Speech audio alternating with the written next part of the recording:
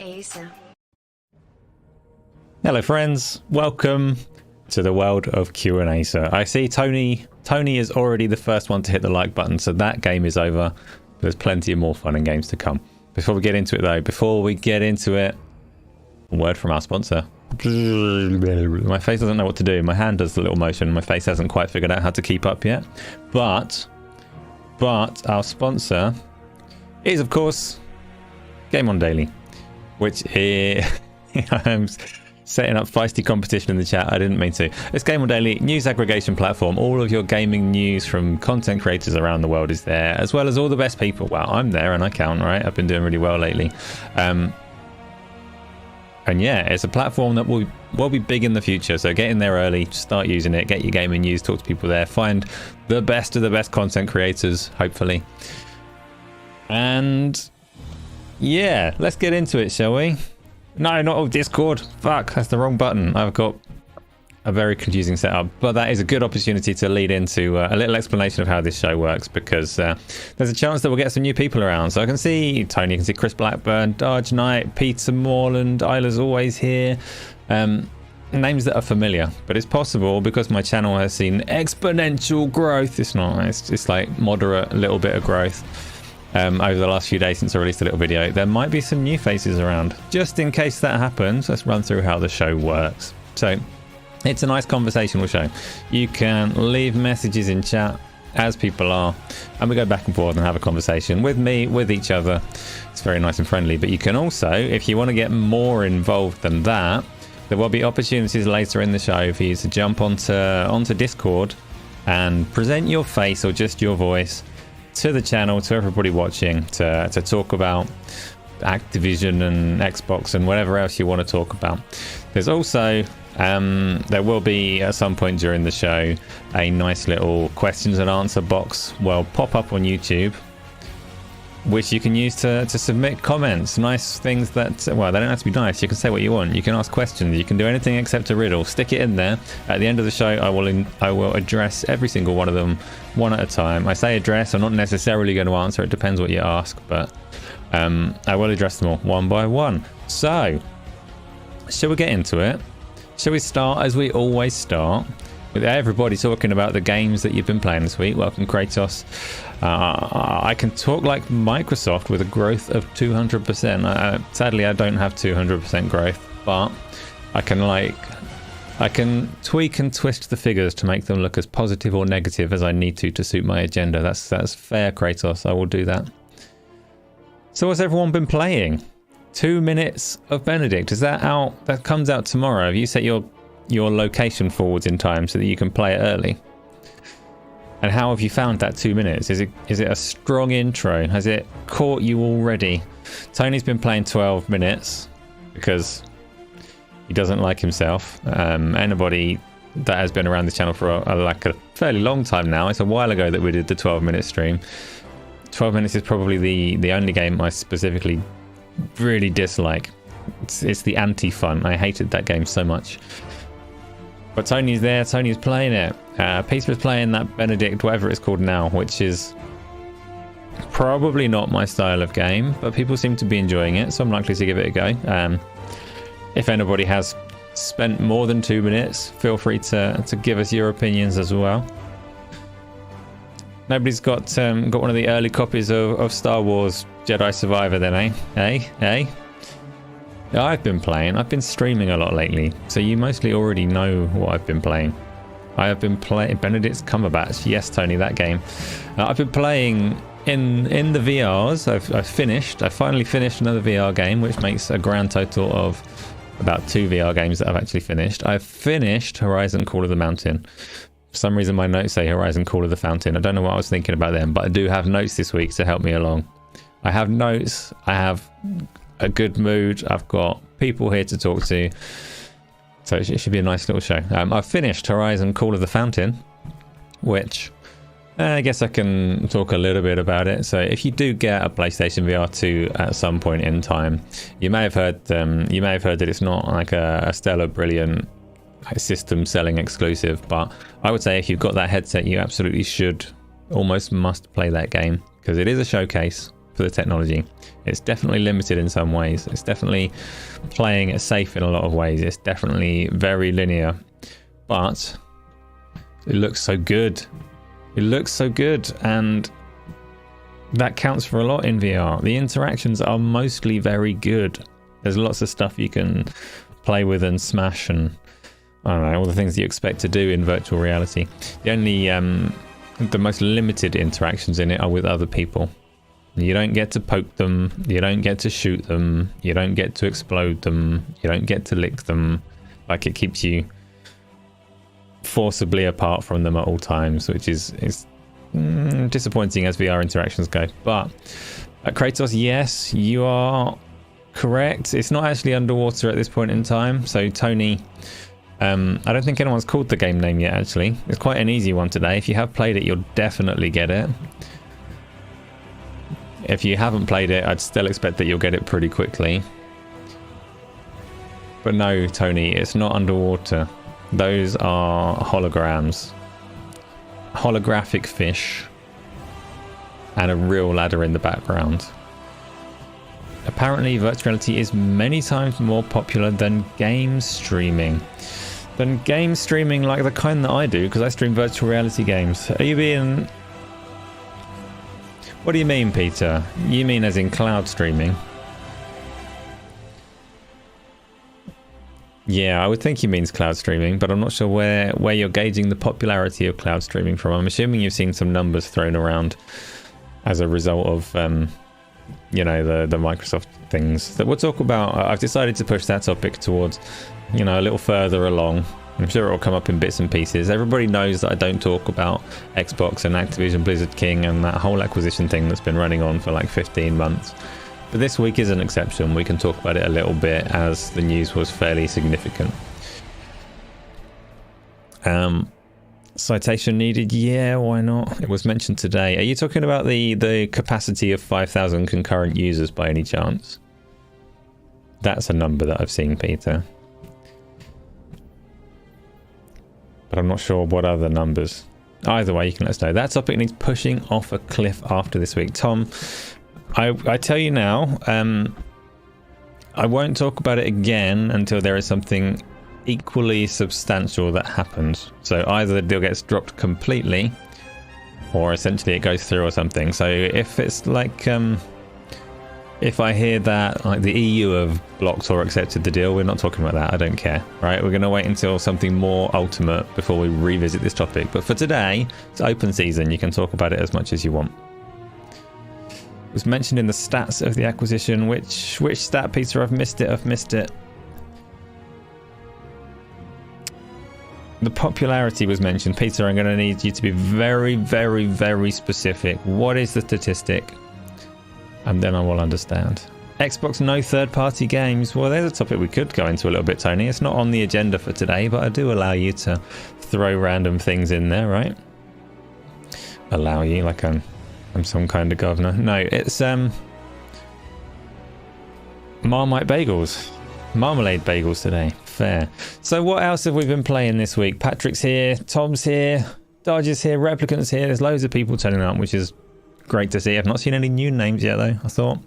I thought given my sage-like wisdom that has proven out this week, there might be millions of new people. But I don't mind that there's not. There's cool people here, which is good for me. So that's Horizon Call of the Fountain, completed and done. The other virtual reality game that I can remember finishing was Robo Recall. One of the first ones that I played that was absolutely brilliant. I suspect there are some smaller VR games that I've got to the end of along the way, but I haven't finished some significant ones. I haven't finished Half-Life Alyx. I haven't finished Walking Dead Saints and Sinners. Haven't finished Asgard's Wrath. Haven't finished Lone Echo. I'm a massive fraud, and I'm really trying hard to get through some virtual reality games so that I can chalk them off and uninstall them. Next on the list is going to be that roller coaster game, Switchback, Dark Pictures, whatever it's called, the Dark Pictures Anthology Switchback spin-off game, which I've also been streaming on PlayStation VR 2. I've got a fair chunk of the way through it, so it feels like a low-hanging fruit. I'm going to get there, I'm going to finish it, and then I'm going to move on and play more VR games. I've got some new toys coming my way, so there'll be new experiences unlocked and available for everybody to look forward to. And some of those are VR and some of those are pancake. But Dodge is basically a newborn. Why are we picking on Dodge? Has anyone named the game in the background yet? Kratos knows what it is. He called pretty much. He pretty much called it. It's such an obvious one. Someone tell me what the game is. Or if I've missed it, someone go back and tell me who got the points for that. We always pick on someone. And it's Darge's turn. Fair enough. Sorry, Darge. We'll make up for it at some point. Alex S, welcome along. Phil Spencer and Adela, Satya and Adela maybe, or Adela, are in a meeting. They tweeted out saying even if the Activision deal doesn't go through, they can survive without it and move forward. Alex, it would have been a shocker if they couldn't. They've got enough studios and enough people and enough resources that they should be very competitive in the market, in all of the markets that they're going for. They should even be able to compete in the virtual reality space without acquiring a soul. So if they said anything else, it would be pretty shocking. Quite unusually, when the deal got rejected by the CMA or whatever, Microsoft's share price took a healthy bounce upwards. The market doesn't care. So yes, they should be fine. They should be able to compete. And we'll touch more on that a little bit later, because still I want to go through games first. Some people have turned up since the start of the show and they haven't told me what they're playing this week. Peter Morland, today Microsoft dissed the UK as not a place to do business. Fair enough, but clearly that's a little warning to the Euro Commission to make a different decision. Yes. Again, we'll come on to this topic properly, but yeah, there have been some comments and statements made that are quite laughable, and we'll get to those because it is a bit of fun. Tony, you are claiming that you picked on Darge or that you got the answer? I don't know. The OST, by the way, I've cheated on the OST today. It is not the first time that I've played this OST on the show. But last time, nobody got it. So it's not been recent. It's been a good few months since I played this one, but nobody managed to get it right. So now's your chance to rectify that. Revisit an OST from the past and see if you can get it right. Day before and earnings reports and all of that stuff. Tony, you told me what games you're playing and the virtual reality game you're going to buy. Oh, I need to see that. Tony, if it's Sex with Hitler 2 again, I swear. Oh, you're going to get the Wanderer to start your collection once you get a headset. Fair enough. Vertigo 2 is supposed to be the current go-to. Get Blade and Sorcery. You've seen me play that and you know how much fun that is. And Vertigo 2, as well as the usual ones that you've probably already heard of. Replicant's right here to pick on Dodge. I don't know if Dodge does love being picked on. But the light at the end of the tunnel for Dodge is we will get that Nando's at some point. For sure. Alex, you bought Jedi Survivor and you're pre-downloading. You hope that the haptic feedbacks are great. We're going to talk about Jedi Survivor a little bit. It's one of the topics that we're going to touch on. So I'm going to gloss over it for the minute and we'll get there soon. So you presumably, as you're talking about haptics, you bought it on the PlayStation, which is fair enough. Speaking of PlayStation, the next game on my list of things that I've been playing, you've seen it because I streamed it a little bit. I played really badly when I streamed it, but I'm still chugging away through another game that you've not managed to name yet. Just, I'm going to ruin the game. I've been playing Horizon Forbidden West anyway. Berserker this, welcome along. Welcome again, I should say, revisiting as you do most weeks, so thank you for that. What have you been playing? You can't still be playing Gears, so I know what you've been playing. I've been following it. You like to post things on Twitch, and I've forgotten. Is anyone still playing that zombie game, Dead Island 2? Everyone was playing it last week, and now nobody's playing it. Are you still enjoying it? Glenn, I've been seeing your comments on the video, so thank you for those. Very appreciated comments. Has anyone played Deck Builder in VR? You've been playing Slay the Spire. It's addictive, but you wish it could be more immersive. Slay the Spire is not a VR game, is it, as an option? Deck builders, Glenn, virtual reality deck builders are one of the little genres that's massively underrepresented that I think would be absolutely brilliant in VR if they did it right. If you imagine more of a, rather than like a simple card interface, like playing those cards and actually summoning giant monstrosities to carry out your actions for you would be so good in virtual reality. And there's been a couple of like almost attempts to bring that to life, but nothing properly good. If you imagine the, what's that kids anime that's all about summoning dragons and trick cards and all that kind of stuff, begins with a Y and I've completely temporarily forgotten the name of it, but if you imagine that in VR, it would be pretty freaking cool.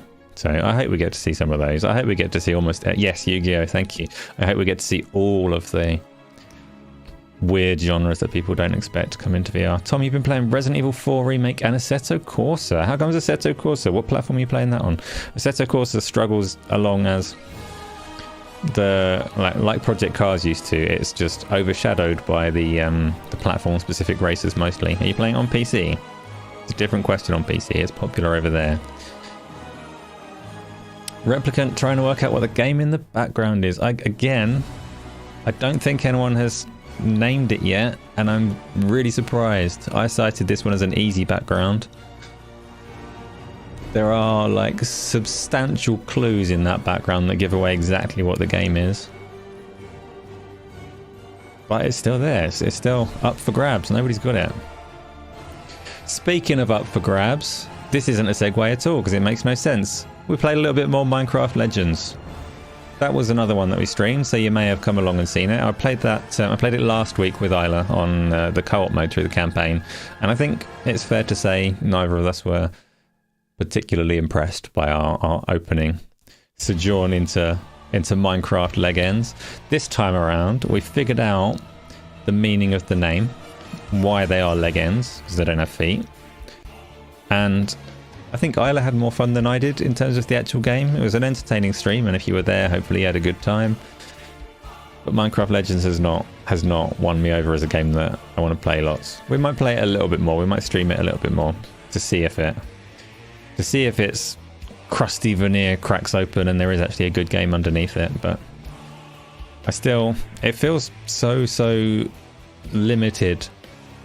Like, if you take the concept of what it's trying to do, forget all of my concerns around it being like Minecraft rather than Halo or something a bit more cool. Strip all of that away and look at it like mechanically what they're trying to achieve with it being a console friendly, part action, part RTS, hybrid mini genre. There's potential for that to be really good, but it's so small in scope. It only lets you control like 12 creatures at a time or something between the two of you, between the four of you, however many people you've got. Alex, don't forget, if I've got an EA membership, I can get a 10% discount on Jedi Survivor. So, Alex, I'm one of the proper mugs that has the EA Premium subscription on the PC, which means I don't need to buy Jedi Survivor. I already have it on the PC. But you may have seen reports that it's not necessarily a good thing to play right now. And this is, like, first actual topic is Jedi Survivor and the bugs and things around it. So, hold that thought. Joe, the stream is like 12p for you, but is it Bioshock 2? You think you see fish? They're holofish. It's not Bioshock 2. The stream... I'm sorry that you have that terrible low resolution experience. The best that I'm streaming this in is 1080p. It's not like... so I have the capacity to stream at a higher resolution than that, but... as soon as you go above 1080p, then you lose the ultra low latency mode. And because we're talking and it's a nice back and forth, that latency is important. I want to be able to keep these conversations smooth rather than wait even like 15-20 seconds for your words to come through and mine to get back to you, you know. So you're looking forwards to Jedi running at 30 frames on your PC. What have you got on your PC, Replicant? Alex S, they said they have a day one patch for all of the fixes. They've also said there'll be more fixes and patches coming in the following weeks. 4090 and you're only you're gunning for 30 frames per second. Whew. Ain't that something? Ain't that something? What's the Replicant? What's the single best thing that you've seen on your 4090 in terms of like a visual showcase? Starjet is not Cyberpunk. It is not Cyberpunk. You're going to kick yourself when you get it. You're going to be like, oh, of course. That's so damn obvious. I know exactly what that is as soon as you get it. Peter, why the fuck does it come out not working on day one? Let's talk about that now, because that was like games played. You're still welcome to tell me the games that you're playing, because I really like talking about games, so it's not the Ascent. I really like talking about games, so if you want to tell me more about them, Tell me more about them. Cyberpunk with the path tracing. Cyberpunk with the path tracing was a disaster on my 3090, so as a showcase for the 4090. Good for you. I'm not jealous. Do you know why I'm not jealous? Because my 4090 arrives tomorrow.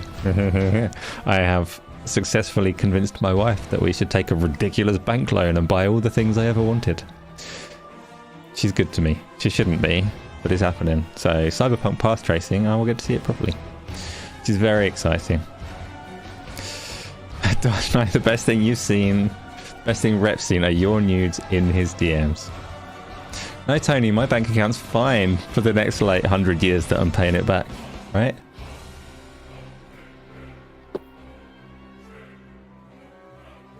Yes, I will. It's got many features that suit me in terms of simple things beyond just sheer power. It's got like 2 encoders in it, so in terms of my virtual reality and streaming at the same time, it's going to open up some options for me there. It's got an AV1 encoder, so if you enjoy the quality of my streams, hold on to your pants, because we're a small OBS update away from another upgrade in stream quality, which is very exciting. Does my wife know how much electricity it uses? Tom, don't, she might be reading these comments. Don't try and undo my good work. I was genuinely outraged. Yes. I'm not. I'm a mug, and she cares very much for this mug. So, there we go. What else is happening? So yeah, I'll be able to stream Cyberpunk. That's good. I'll be able to stream the Path Trace Cyberpunk in HDR, so you can all experience real path traced graphics with me. Isn't that nice? Dodge, she genuinely does try to convince me to dine with you. She tries to set up like suitable times. Obviously, she wants as much of my attention as possible, so these times are usually when she's busy, but she's still trying. She says, "Oh, I'm busy on this night. You should try and meet up with Dodge." And the last one of those, I said, "Dodge, do you want to meet up?" And you said no. So she's on your side. She wants that to happen, and if she wants it to happen, it will happen. Obviously, I want it to happen as well. Calm down, Peter. Well, the need for the channel is how I previously used to acquire things that I wanted, but I think realistically I can't even pretend that it's ever gonna like justify it on those terms. So no, this is just because it makes me smile, and I've got a lovely smile. Channel needs loads of money. Yes, people, help me out. If you don't help me boost this channel to 1,000 subscribers, I'm not going to be able to pay back that loan. So if you know anyone that you can get to subscribe, give them a nudge, get them subscribing to the channel, get them coming along and talking over here. It'll all be really helpful. If you're watching after the fact, don't be all bitter that I've got a cool thing. Just hit the like button, tell some friends, bring some more people in here. Cyberpunk will have a showcase at Summer Game Fest 2023 for the Phantom Liberty DLC. I've actually got some choices to make around Cyberpunk, because I can stream it with my newfound power. I can stream it path traced, but I've also got sufficient power to play it entirely in virtual reality, which I could also stream. And I want to do both. So, time allowing, there's going to be 2 playthroughs of Cyberpunk. One of them path traced and one of them virtual reality faced. Exciting for everyone, especially for me. I'm also going to I'm going to play Ghostwire now that I can blast that out, and things like Spider-Man and maybe even The Last of Us and stuff like that. Like really just play some pretty things and stream them, because those are the kind of games. Pancake streams are good for engagement and being able to talk to you while you're here. Virtual reality games, I do talk to you. If you've ever been to any of my virtual reality streams, if I'm playing on the PlayStation, then your comments are read to me so I can respond, and if I'm playing on the PC, then I can read them and then talk to you then. But I feel like if you can't see my eyes, you can't tell when I'm spazzing out. Like, so Nathan, welcome along. It's part of the stream minigame. No, I didn't say, like, the words didn't work. So no, I didn't. I know, I'm aware that was not suitable wording. So don't draw attention to it, just gloss over it and move on. If anybody is offended by misuse of words, I apologize. Won't happen again. Was there some ABK news this week? Who are the guests this week for Game On Daily? I know Web Dave is on, I don't know who the second guest is. I'll have a look. Peter Morland, all of your peer group haven't got a fucking clue about games. They think that you're crazy. In context, you are crazy.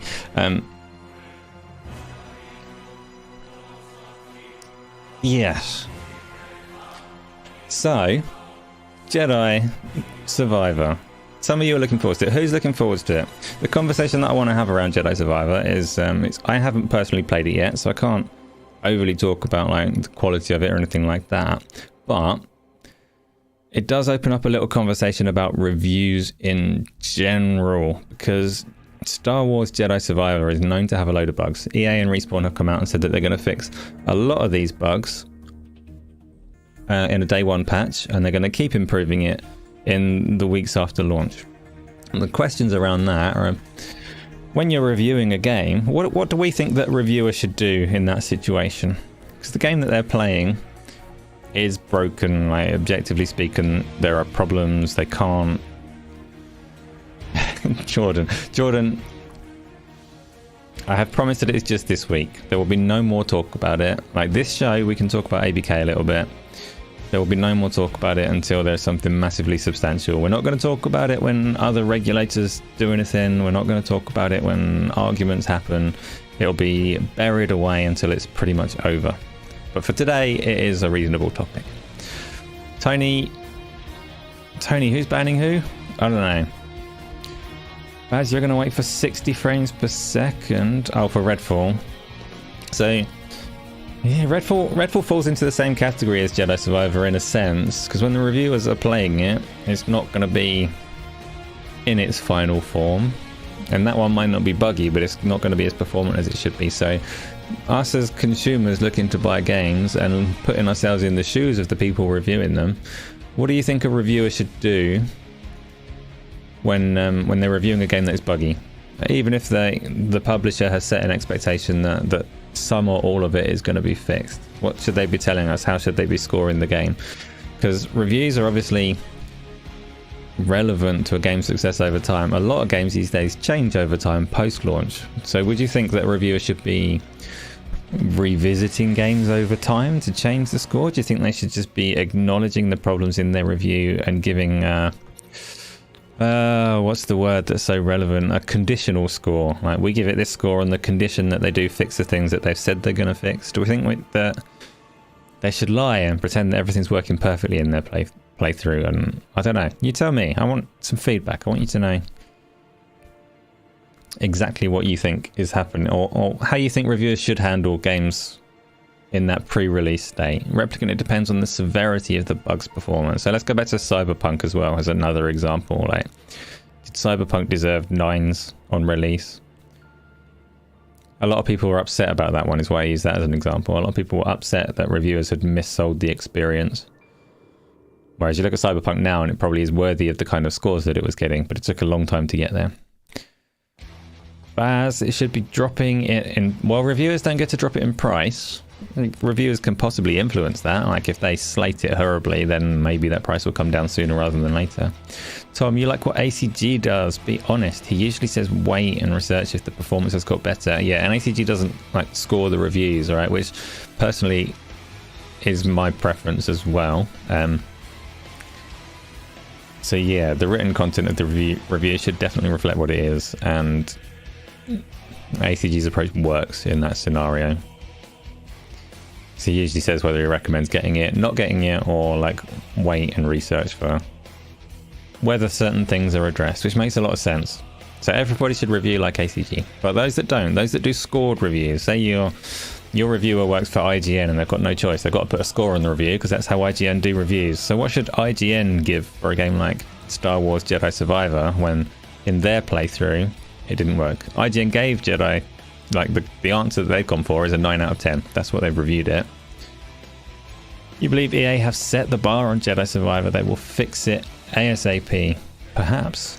Glenn, reviewers should update their scores, and those updated scores should be updated by Metacritic, OpenCritic. The challenge there, though, Glenn, reviews in general are kind of folly in terms of like a viable source of income, and a lot of websites are doing it for income. A review, some games take like 50 to 100 hours to complete, and there's an expectation from people reading and watching these reviews that the reviewer has finished that game and knows what they're talking about. So for a lot of these people, a review is like 100 plus hours of work, essentially. Fun work, but it's 100 plus hours of effort to put this content out. And the idea that like they revisit them is nice, but not necessarily practical, right? I'd like it. Obviously, you want the most up-to-date, most relevant information at all times, but in most cases reviews are going to be fire and forget, and reviewers are going to put that review out and they're never going to revisit it. So with that on their shoulders, what should they do? What should the score be? Should they score it like in its best light and hope that those bugs are fixed? Like, I'm assuming you'd have to say that IGN here are taking EA at their word and saying this game is going to be fixed, and they're giving it like the score they think it would get if it was fixed and working, rather than necessarily the score that it deserves while it's broken. Tom, publishers need to take a hit on week 1 sales if games aren't finished, and reviewers scoring low could help that. Perhaps. Isla has linked, I'm assuming that is this show or my tweet about this show, So yes, retweet it, bring people in. If you've got anybody that might enjoy talking about some games and telling me what they're playing and helping me pick what games I want to play, of course they are very welcome. IGN is a glorified marketing tool. Replicant, I only picked IGN because it's the first website that came to mind that uses a scoring system and definitely gets like games ahead of time. But you're right, IGN is not an outlet that I would trust to inform any of my decisions, because it is a glorified marketing tool. You are not wrong. Replicant, Dodge is exacerbated by the words that you have used.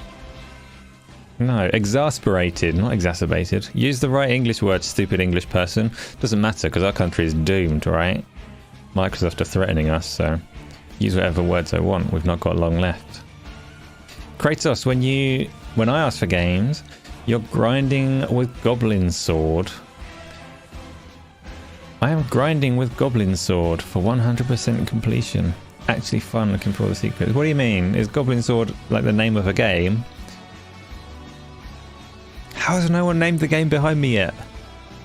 Look at this thing in front of me. I can't touch it because it's not real.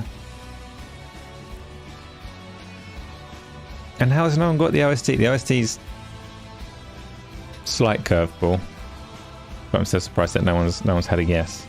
Is it Tony? Is it Tony? How are you like guessing closest already? By saying I don't know what it is, but I know something about it.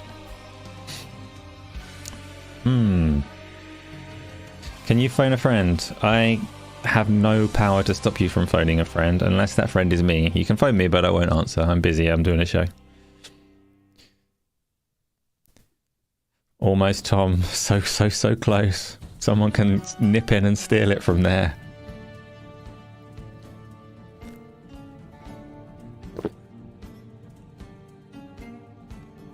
Tony gets the points. Yes. This in front of me, this is a dead robot dinosaur of some kind. That, in fact, it's the kind behind. You can see it in the background. It's this same dinosaur. I can't point to it because my fingers don't work. That is a robot dinosaur in the background. The setting for this is mid-apocalypse Vegas. Yes, Isla, I already revealed it earlier. I was trying to talk around it. So I'm assuming nobody here is particularly familiar with the Horizon games, because this scene behind me is very much, you can't avoid it. Like it makes you go here in the campaign, and it's quite a memorable section of the campaign. So in terms of the setting of Horizon, you know it as like post-apocalyptic, but a lot of the old world stuff that you get is futuristic from our perspective. Like this is old world stuff from before that post-apocalypse. So ahead of us, but behind the reboot of the world.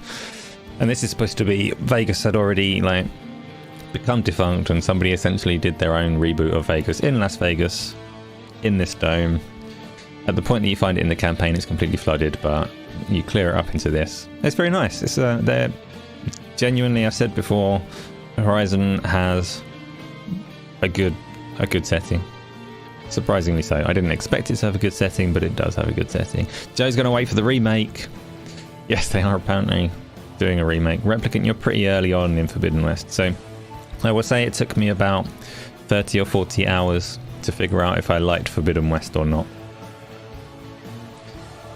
It took me longer than that to figure out if I liked Zero Dawn or not, but in both cases, yeah, I do like them as they get going. And Replicant, what I'm telling you is not spoilers. I wouldn't do that. That was more like the background of the setting of Horizon rather than what happens through the campaign. Maybe one day I should do like closed off discussions that do include spoilers for people that want spoilers and want to talk about games that they've already played through. But I will never just inflict it on people that didn't sign up for that. The art style of that thing in front of me was the giveaway. Yes, it's a bit of a clumsy cutout.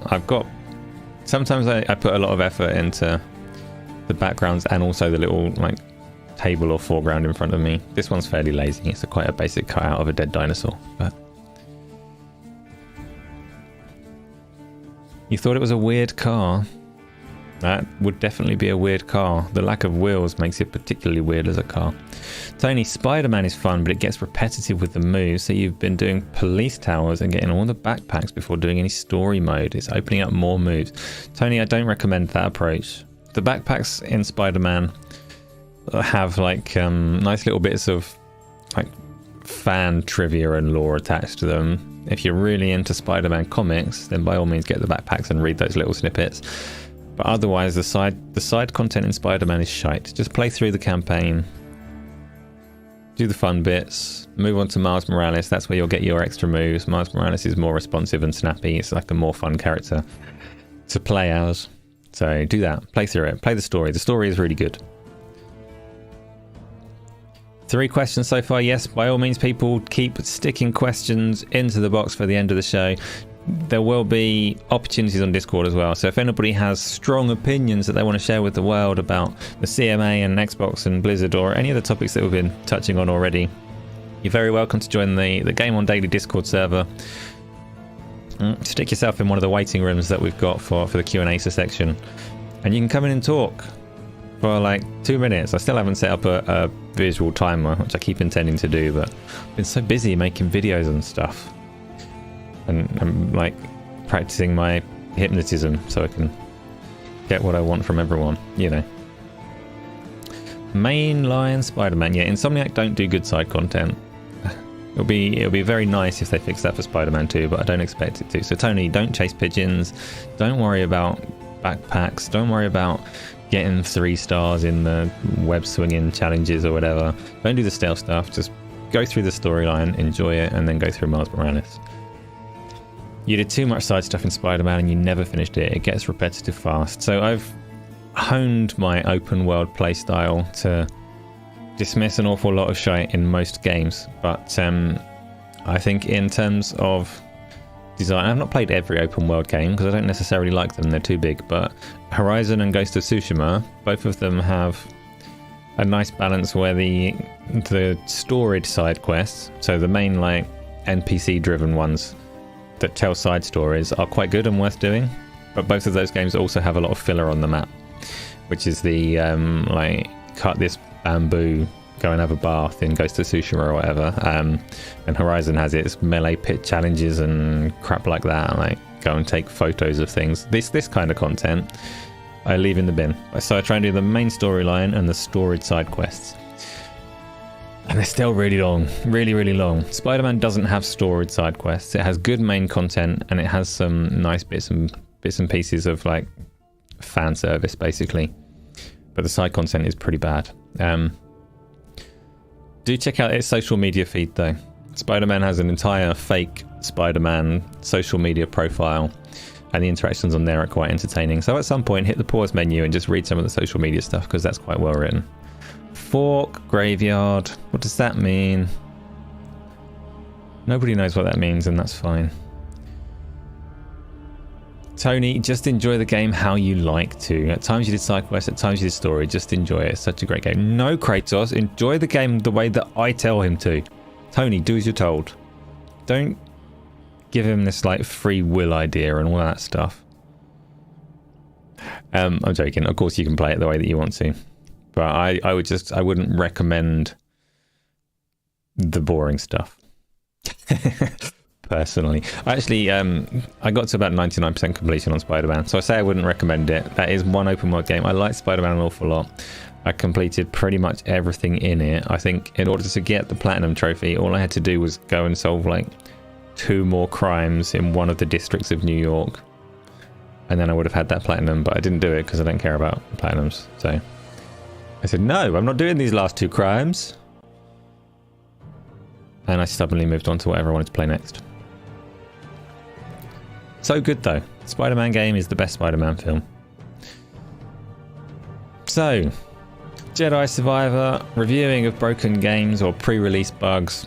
There's like not really a verdict to reach, but I think we all like ATG's approach, and there's not an ideal way to score it. Besides, I guess you want reviewers to be open and honest and consistent. So what really gets people is when you have a game like Jedi Survivor and they say, oh, it's got bugs, but we reckon they'll fix it 9 out of 10, and then they'll play like Redfall and say, oh, it's got bugs 4 out of 10, it shouldn't have bugs before launch. Like, you want consistency. You found 3 dead forks on top of your PC. Do you normally have live forks? Like forks that nature provides. I wouldn't recommend using them. Lack of consistency is the issue. Yes, PixelBitG, like consistency, honesty, integrity, all things that you'd expect. I don't think scored reviews will ever have a perfect system. Like, games reviews are so far away from any kind of quantifiable metric for scoring a game. But garden forks? No, you're confusing me. Stop talking about forks. Bagelless forks. A salad or a custard fork? Nobody eats custard with a fork. What are you talking about? Like, it'll be good custard if you can, but I don't believe you. Let's move on to the big topic, shall we? Let's talk about Activision, Blizzard King, Xbox, CMA stepping in and blocking it on the basis of cloud stuff. Give me some feedback. So I did a little video on it already. Like, I'm not saying you must have watched my video in order to be here, but most of the people here are familiar names that probably did watch it. So give me some feedback. What do you think? Are you upset about the delay? How do you think it's going to play out? So the thing that's really caught my attention over the last day or two is the hostility of Microsoft's response, which is hilarious to me, honestly. Like, why are they threatening the tech sector and economy of an entire country? And I'm not saying that our country is great and immune to Microsoft's threats or anything like that. What are they doing? Some have speculated that Microsoft will now have to pivot to a more exclusive-oriented acquisition strategy to the detriment of Sony gamers and others. Do I agree? So we'll talk about what they might do if the deal fails and they keep that money in a little bit. Patrick, for the last week or so, you've been optimizing your projects and what that you're working on, and now you understand a lot better how some games don't ship perfectly. So what are you doing to optimize your projects? Like, what does that entail? What are you culling and getting rid of and streamlining to try and get it performing? Because I've not got through any kind of development far enough to hit like optimization concerns. Patrick can bring that bullshit in here, Dodge. It's good, it's sophisticated, we like it. Tony, you don't get why people are upset. It's stated clearly that it was a decision being made. Microsoft showing its fangs is a good thing since they're usually pushovers. I think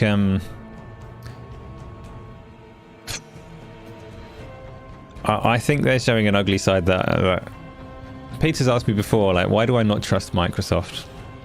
And sometimes there's a distinction between Xbox and Microsoft, and sometimes there isn't, because ultimately, like, Xbox do belong to Microsoft.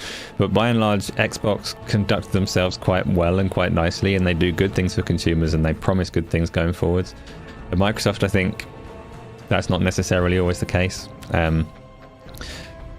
Like, I've fairly vocally said I don't like the way that Microsoft approached the deal in terms of the money and resources that they put into their PR campaign. Put in adverts on the London Underground and in newspapers and trying to convince like the world to take their side. For me, like, advertising is kind of slimy at the best of the times. I have a fragile relationship with advertising, I would say, because it's not always bad. Adverts can be good for people. An advert can like inform you of a product that's genuinely useful, and that can be a good thing. But adverts that exist just to control thought crosses an uncomfortable line for me. And Microsoft are spending money not to sell me something, but to try and control the way that I think. I don't like that. Don't like it. Not at all. So I wish they wouldn't do that kind of thing. And they did it very effectively, by the way. Like, the whole reason everyone is so caught up on like Microsoft versus Sony is because Microsoft knew that there was no threat to the deal there, so they steered conversation and they steered thought using their vast wealth and resources. Not a fan of that. Peter, your recollection of all sorts of games development is that some games spend months in test and some spend weeks in test, and you might be surprised about which are which. Fair enough. Tom, first Austrian wine that you've tried. Good shit. So my wine is in this hand. My coffee is in this hand, and I don't know which one to sample now. My wine is Portuguese, I think. And quite nice too.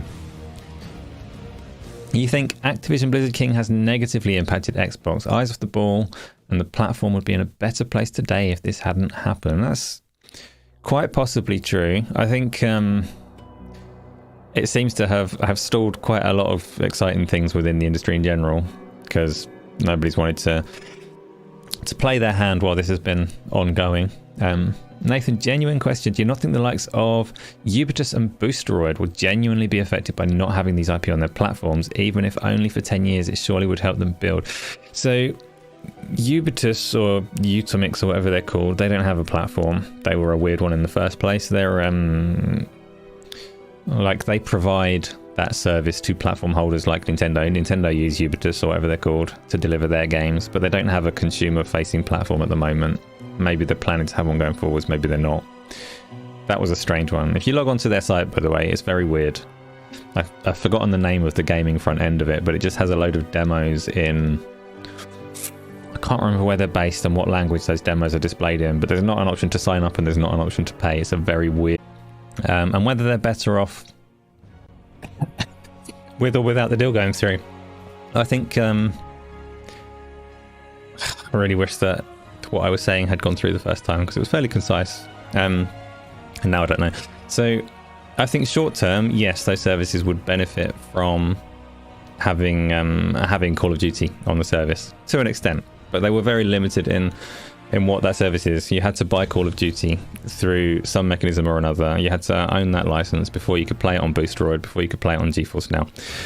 And like, it's better for them to have it than not have it, but that is a short-term scenario. If you look at it long-term, what the CMA are saying is that they want the cloud streaming market to develop naturally for competition and market forces to dictate who can play what and where and how it's licensed.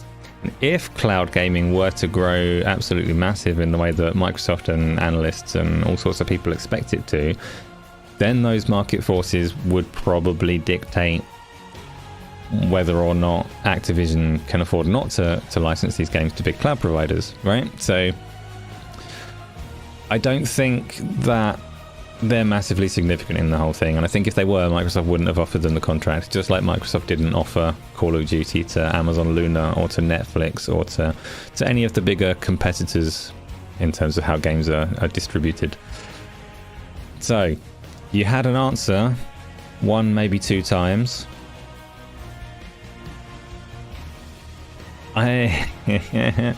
Matrix is working again as if nothing had happened. No, I'm very aware that it happened. It devastates me. I have a heart, and it's pained. It's pained when stuff gets interrupted.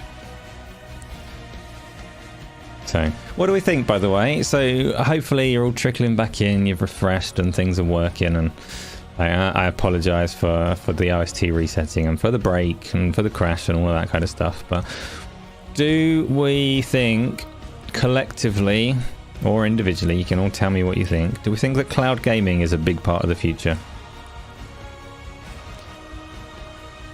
So, like, a lot of people assume that it is. I've heard it said many, many times that it's the big pie that everyone's going to chase. We're all people that play primarily on consoles and stuff, so I guess a two-part question. Do you think that cloud gaming is relevant to your own gaming habits in the future? And do you think that it's going to be where the mainstream lands going forwards? Wayne, you're playing Forza Horizon 2. You passed my speed cam. You were doing 160 and I was doing 49. I think you'll find, Wayne, that was a 50 zone. You are driving illegally. See, Space Denizen, you say eventually, of course it will be. For you or for the mainstream? And how eventually? Isla, you don't care much for cloud, but it would potentially be quite useful for you, maybe. Decado, I am the cat that signals the glitch in the Matrix. Did I repeat myself? I tried to say the same thing again. I tried to recount and recall what I'd already said as my answer, because I thought, that's a decent answer. I should go with it. But who knows how close it was. Pixelbit G, you use it a lot. What do you use? Do you use the Xbox One? And where do you use it? Like, what kind of device are you using on? Tom, the latency would have to reduce a lot for you to use it much. Tony, you will always play from hardware until we get 10 gigabit internet speeds. Maybe it will be good. And Isla, OneDrive integration into Windows 11 is possing you off on a daily basis. So you assume that cloud gaming will annoy you too. That's not a bad shout. Like, if you can't get simple file syncing working well, maybe we're a little ways off of good cloud streaming. I don't know. LightX, not relevant currently for the US until infrastructure improves. Do you still have bandwidth limits over there? Like maximum data caps? Patrick, you think it has the potential to be, but it's not a certainty. Blocking the deal based on potential growth in cloud gaming is a wanker move. Space Denizen mainstream, you don't know how long. Risk it. Xbox is dead. That's very dramatic. Berserker, this you've played on the cloud a couple of times. It's a hard pass for you. But we're like, so I kind of expected more or less most of the people here to be focused on native hardware, because we've been playing games for a long time and we chase that good responsive experience. But it's like, when you talk mainstream, there's a lot of people that it's a difficult one, because you look at the success of Netflix. Netflix is not the best quality that you can watch a film in, but it offers that convenience, and that's its like driver for success. And it's really hard to guess. I think there was a big assumption, myself included, I also assumed it's really hard to guess whether there is a similar audience for gaming. Like, whether convenience is enough to get people interested in playing games. Because the assumption for a long time, from like everywhere to everywhere, was that yes, as soon as you don't need a console and it's just a part of your TV, people are going to love it.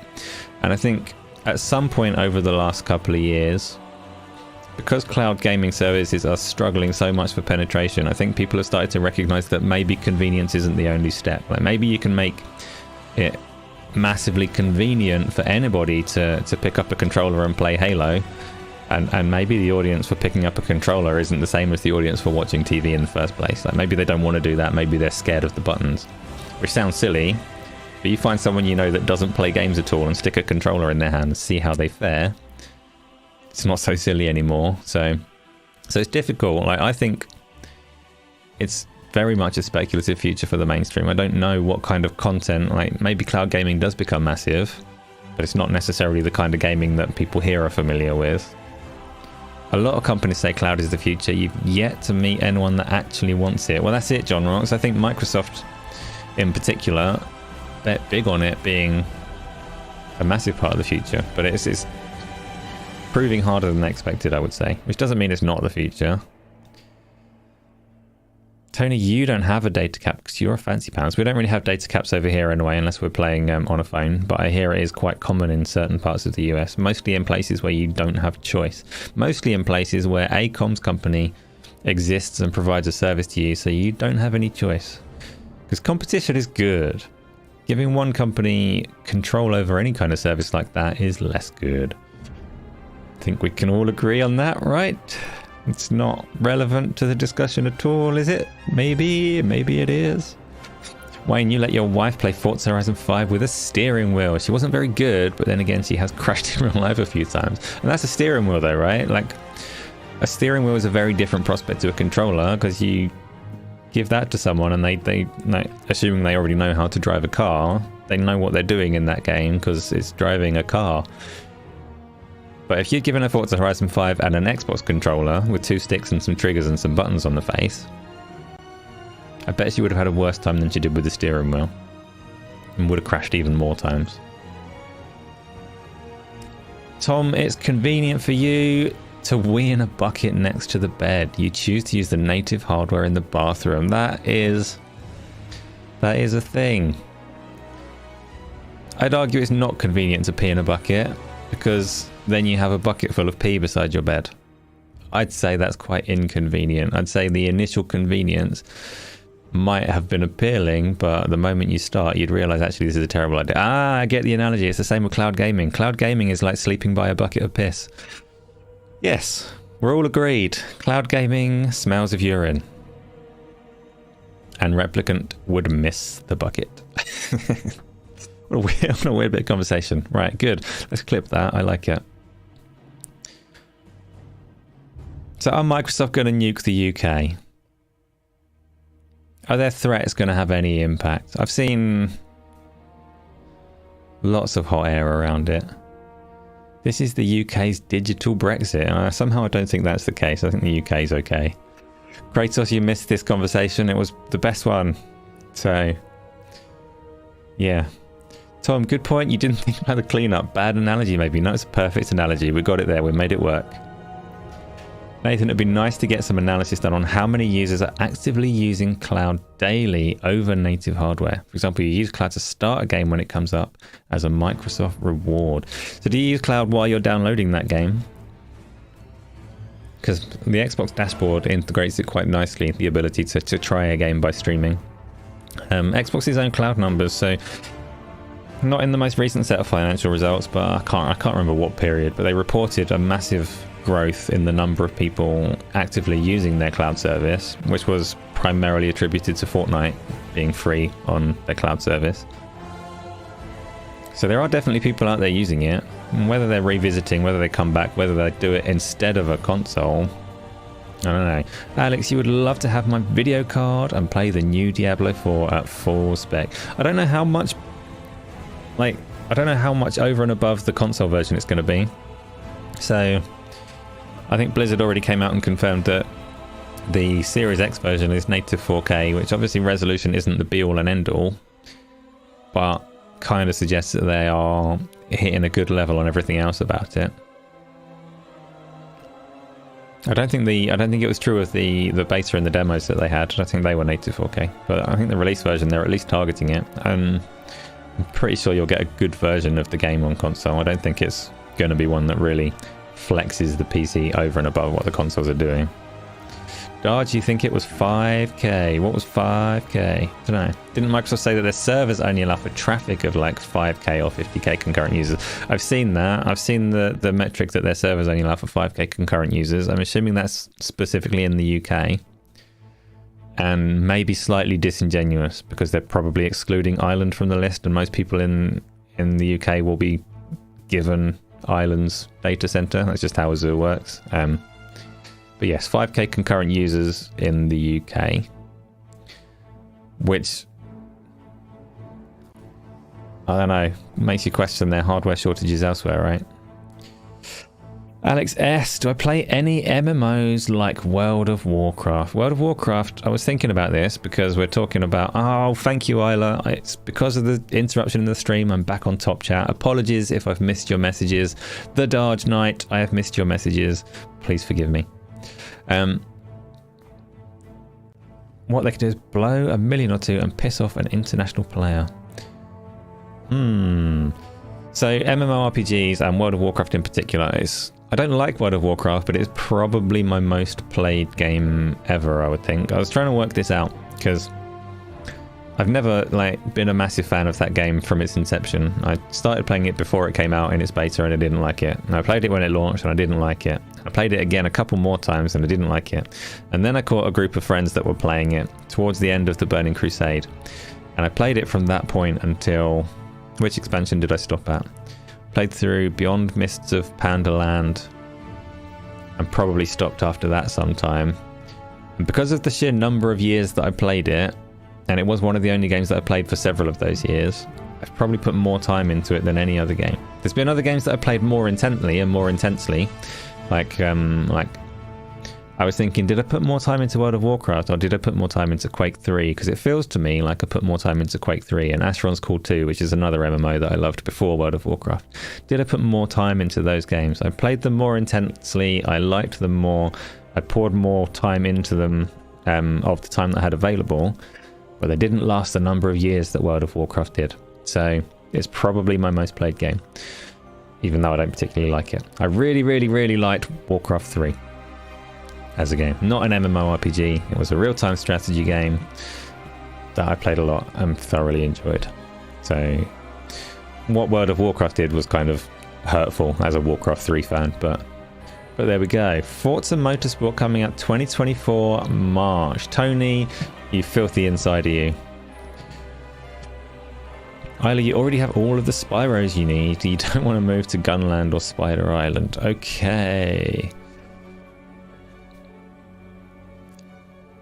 Relax. Microsoft are going to drop a bag in Sunak's lap. Well, that's the way to get the deal through, isn't it, Dodge? If Microsoft had done their research, they would be awarding a contract that conveniently falls to the company that Rishi Sunak's wife has shares in or something like that. We know that that's how the party works, but the CMA are not actually directly controlled by the government, so may not have worked out anyway.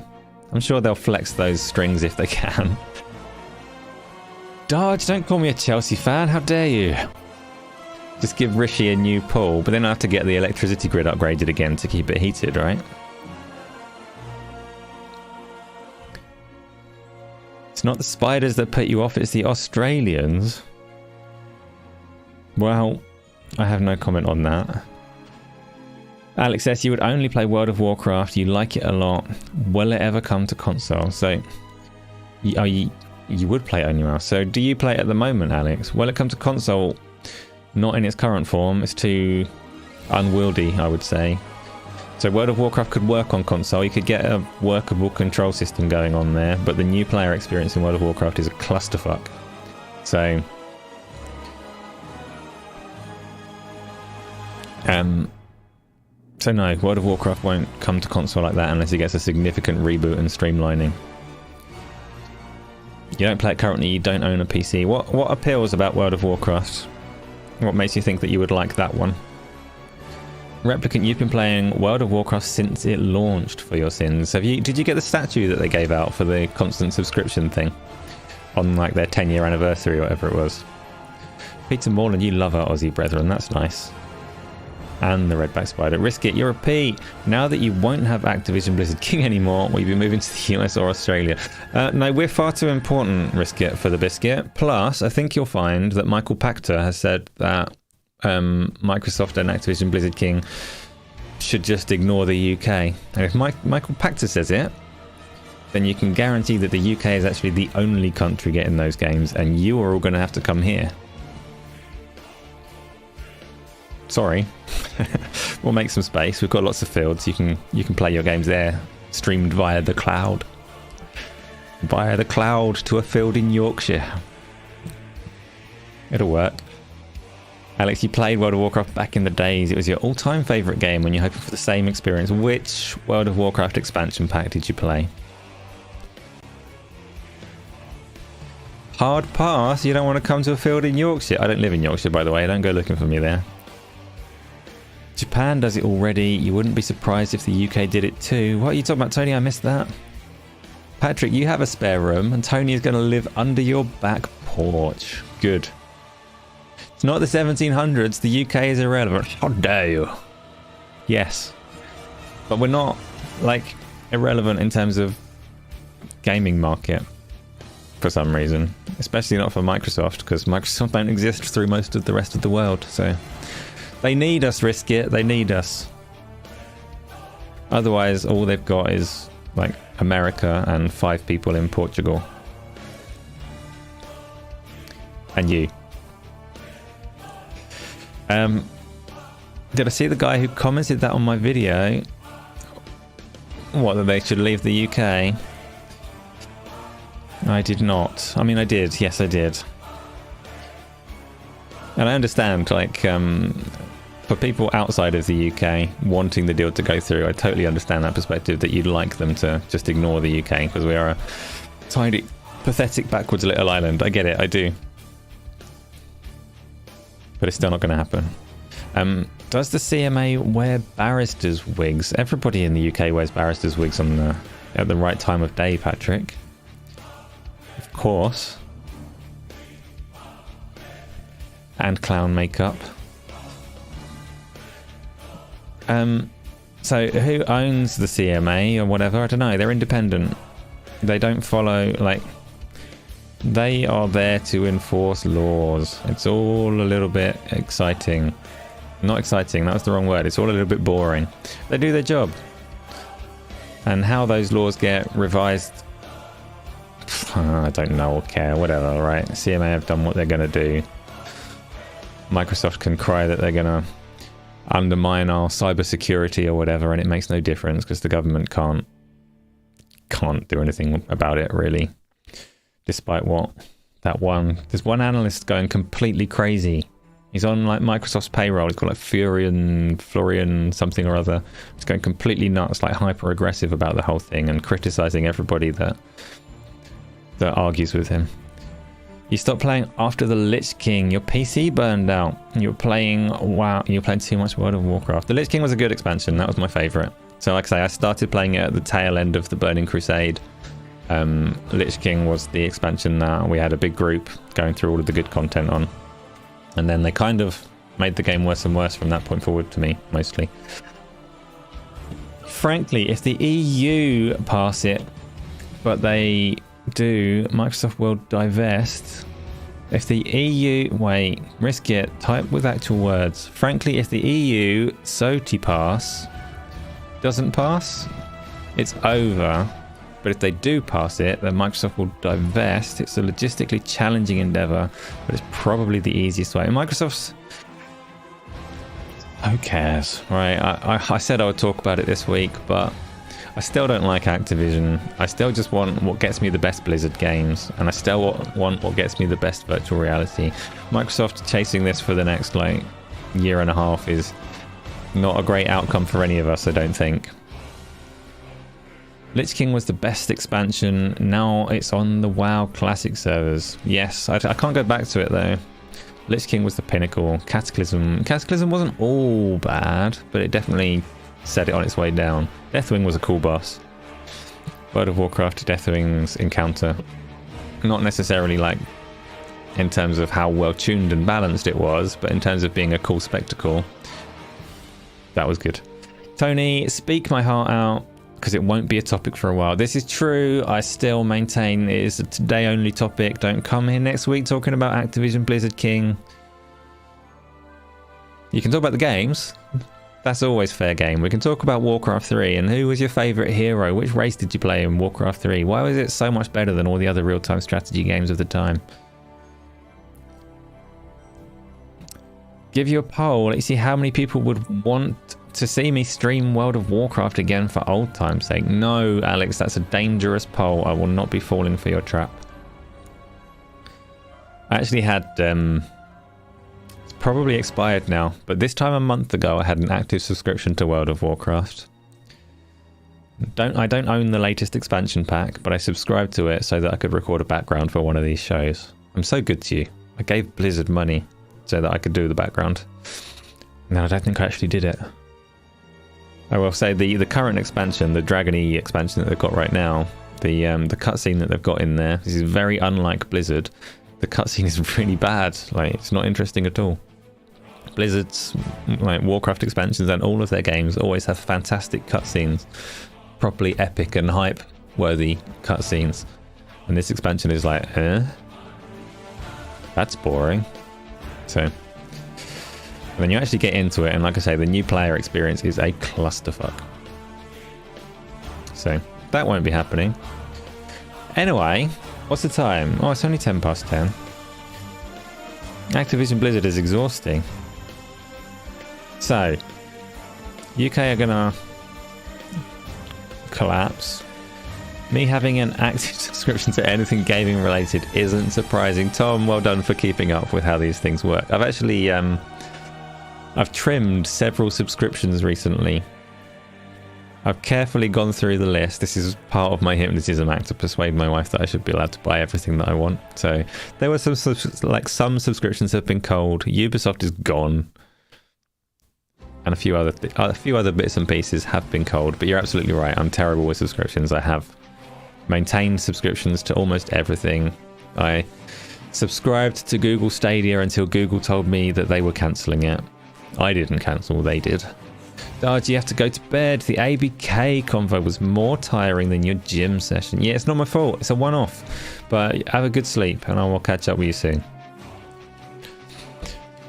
What else is going on? What are your favourite Blizzard? No, I should open it up. I don't like Activision, but maybe you do. What are your favourite Activision Blizzard King games? Ricardo, we made Minecraft Legends look awesome. That's a thing. It was a fun stream. There will be more of those. Not necessarily all Minecraft Legends, but streams with people, I think, hopefully make for good entertainment. I do try. You like the Crash Bandicoot games? I've never liked the Crash Bandicoot games. Crash Bandicoot burst onto the scene as a failed attempt at a Sonic or Mario, and they've actually said that like well after the fact. So that was the intent. The game was created in the age of mascots, when Sega had Sonic and Nintendo had Mario and PlayStation had a car from Gran Turismo and didn't really know what to do with it. They didn't have like an iconic cartoon mascot. So Crash was born, like not owned by Sony obviously, but definitely made specifically with the intent of being Sony's cartoon mascot. Sucked ass. Characters should not run towards a camera. I can borrow your Crash trilogy? No. Crash Bandicoot sucks ass. Fuck my name change. Oh, I see what you're doing. You're trying to tag me. Don't worry too much about tagging me, because I'm using OBS's chat feed and it doesn't highlight it anyway. Crash Bandicoot is awesome. Kratos, do you like the character Crash Bandicoot, or did you enjoy the games, or both? Do you still enjoy the games after they did the remastered trilogy? I'm like fairly well known. I'm not well known for anything, but I've made it fairly clear that I don't typically enjoy 3D platform games. But I especially don't enjoy 3D platform games that have you running towards the camera, so you can't even see where you're supposed to be jumping. And Crash Bandicoot pioneered that and kept it going for sequel after sequel. So no, not a Crash fan myself. What did you miss? I wish that you had missed I'm a Celebrity or whatever it was you said you were watching, Sauron Grant. I'm sorry that you had to go through that. Tony, there's been no meltdown. We've been talking about buckets of piss. It's been great. And other things. Other things as well. Kratos, that part can be annoying at times, but eventually you learn the stage after 100 deaths. Oh yeah. Yeah, I've never forgiven it for trying to put me through that. And other games that copied that setup, it's like, why have you done this? This is bad. So no, Isla, I don't understand. That heart on chat is so annoying. You're the one that does it though, Tony, aren't you? I don't think anybody else is bashing that. No one's got the OST, by the way. If you want to take a stab at identifying the OST in the background, it's gone wanting. Nobody knows what you're listening to. Samba de Amigo. Tony, what are you taking off? What? You can't take off the heart, can you? If you can, then do it. I don't mind. So we've got some Crash Bandicoot fans across the catalogue of Activision, Blizzard, and King. You dare to mention Crash Bandicoot? Somebody give me some good games. Activision, Blizzard, King games that you want to see. Spyro, I have no strong feelings about Spyro. I've never played it.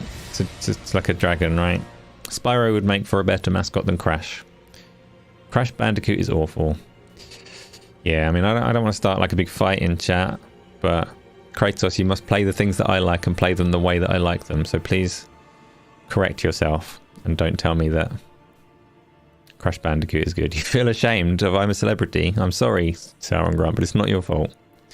It's not your fault. Candy Crush is the reason for loot boxes. Does Candy Crush have loot boxes? What kind of loot do you get in Candy Crush?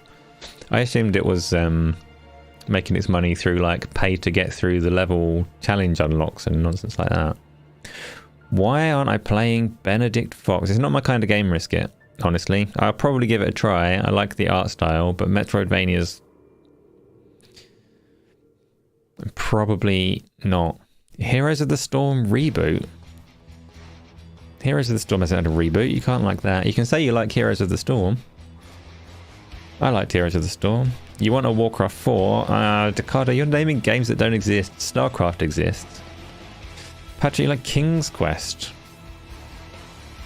Replicant, the only Activision Blizzard King games you care about are from Blizzard. So there, I'm sure Activision have some, right? They've got a massive catalogue and they can't always have been dickheads, can they? Maybe? I don't like Activision, but Tony, I do play 2D side-scrollers. I don't like Metroidvanias. 2D side-scrollers are okay. Like, it's 3D platformers I don't like. 2D platformers I can live with and have fun with those. But I don't like having to revisit the same areas again and again with slightly different abilities to open new doors and things. Don't like trying to remember, like, oh, where did I see one of those, like, glowing walls that I can now explode? Where did I see one of those, like, hooks that I can grapple to now? That's bullshit. I was asking what you wanted to see. Dakado, I forget my own question to you. Yes, Warcraft 4 is the correct answer. Warcraft 4, StarCraft 3, more Diablo stuff, StarCraft Ghost, like, yeah, all Blizzard stuff. That's what we want to see. Did we sort out the Activision Blizzard King stuff? I don't think we did. I've got I've got my meeting with the CMA tomorrow, but I think it's still going to be focused on virtual reality because I don't think we really got anywhere with that.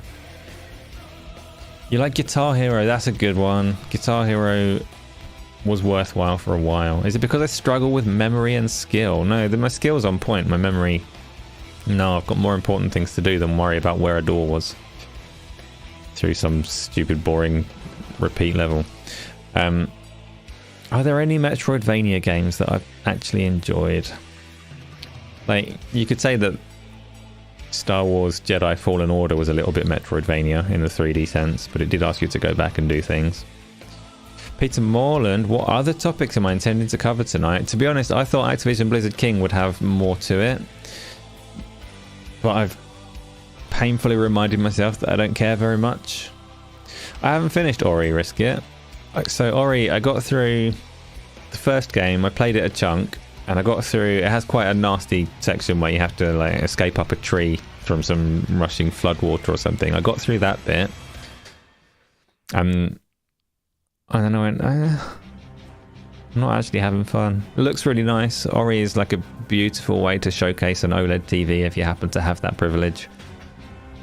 But it is a 2D Metroidvania, so... PSVR 2 is being made available to retailers. Good, John Rocks. I'd heard that there were some Amazon listings beginning to appear. It is a strange thing that they released it without it being made available through retailers. Like, they didn't want to actually sell it. Good that it is getting out there now. Would still like to hear Sony tell us what they're bringing to that device besides Firewall Ultra, which I'm very much looking forward to. Alex S. Fallen Order was an amazing game. You just beat it for the second time yesterday. I played that. So it's another game that launched with some problems. I played it a fair while after launch and was surprised at how good it was. Yes, it's a very good game. Risk It. I live to disappoint you. If I'm disappointed in Risk It, I'm doing something right.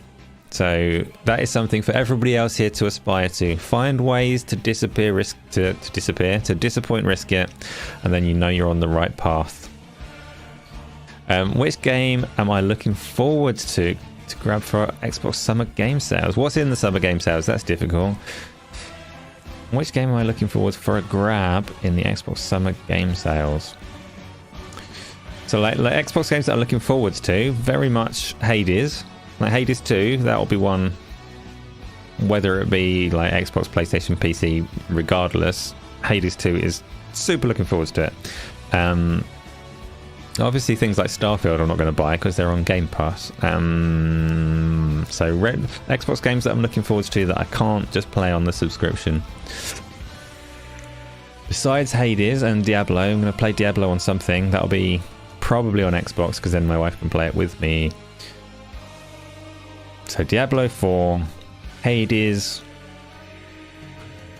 What else would I play on Xbox? There probably are some. But I am getting a very fancy PC graphics card tomorrow, so most things that I play would be on that. Even Microsoft's exclusives, I'll play them on Game Pass and they'll be on PC, right? No worries, Rescue. I'll catch you another time. Something about tools, Tom, Penguin biscuits, and Xbox features. What's happening? The Xbox tools. Sauron grant you're 99% on Fallen Order. What, through the campaign or through doing the side stuff?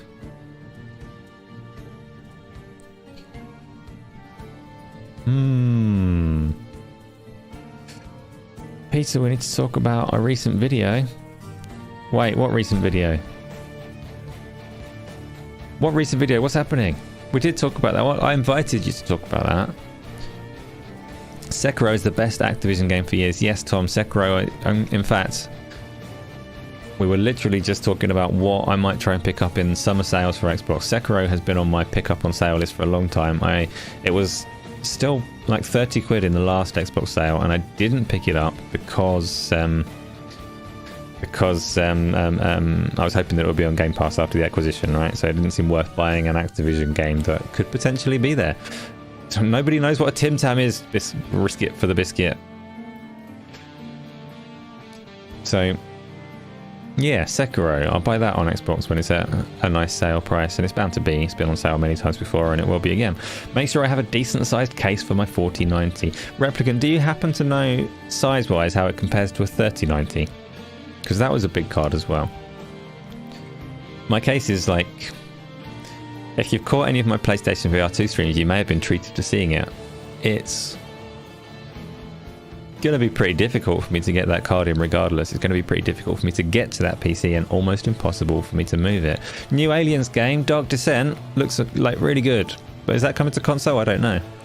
Dark Descent is on my list of things to enjoy, yes. Again, it's on the list of things that would be really damn cool if they'd put it in virtual reality. It's big and wide. Yes, Tony. The 4090 dwarfed your 3080. Yeah, the 3090 dwarfed my feet. Like, it was huge. I don't know. I could see my feet in front of me. That's why I said them. It's not a good size comparison at all. It's a very big card. So hopefully I'm taking out a very big card. I'll be able to put in a very big card. That's the plan. VPN in case we have to. In case they do, like, feet bigger than a butt. Exactly, Isla. A very big graphics card. Baz, I'm assuming you're talking about VPN in case we lose out on access to some games on the old Game Pass and Activision deal, but I think we're all right for the time being. Alex S, any new upcoming games for the PlayStation VR 2? Firewall Ultra is the next big one that I'm going to play. So for me, if it's a multi-platform game, which most virtual reality games are, I'm more likely to get it on the PC because then I can use my treadmill and all of that kind of stuff, and my wireless powers. If I didn't have PC VR as an option, then there would probably be a bunch more games coming that I wanted on the PlayStation VR 2. As it happens, I split. I've got too many VR games on my backlog already. I can't really remember what's coming in the near future. Firewall is the obvious example for PlayStation VR 2 though. Firewall Ultra, I think, will earn a lot of time, and be very good. I'm also looking forward to it in the VR space on the PC. Modders are doing very good work to bring a very large catalogue of games over there. So I will play pretty much anything on Unreal Engine will become available in virtual reality, including things like High on Life. I'm looking forward to playing that in VR. But many other games, anything in Unreal Engine, yes, play it. Virtual reality, good fun. Peter, my video was great for all the reasons folks mentioned in the comments. Amusing, informative and balanced, not just reading some motherfucker's text.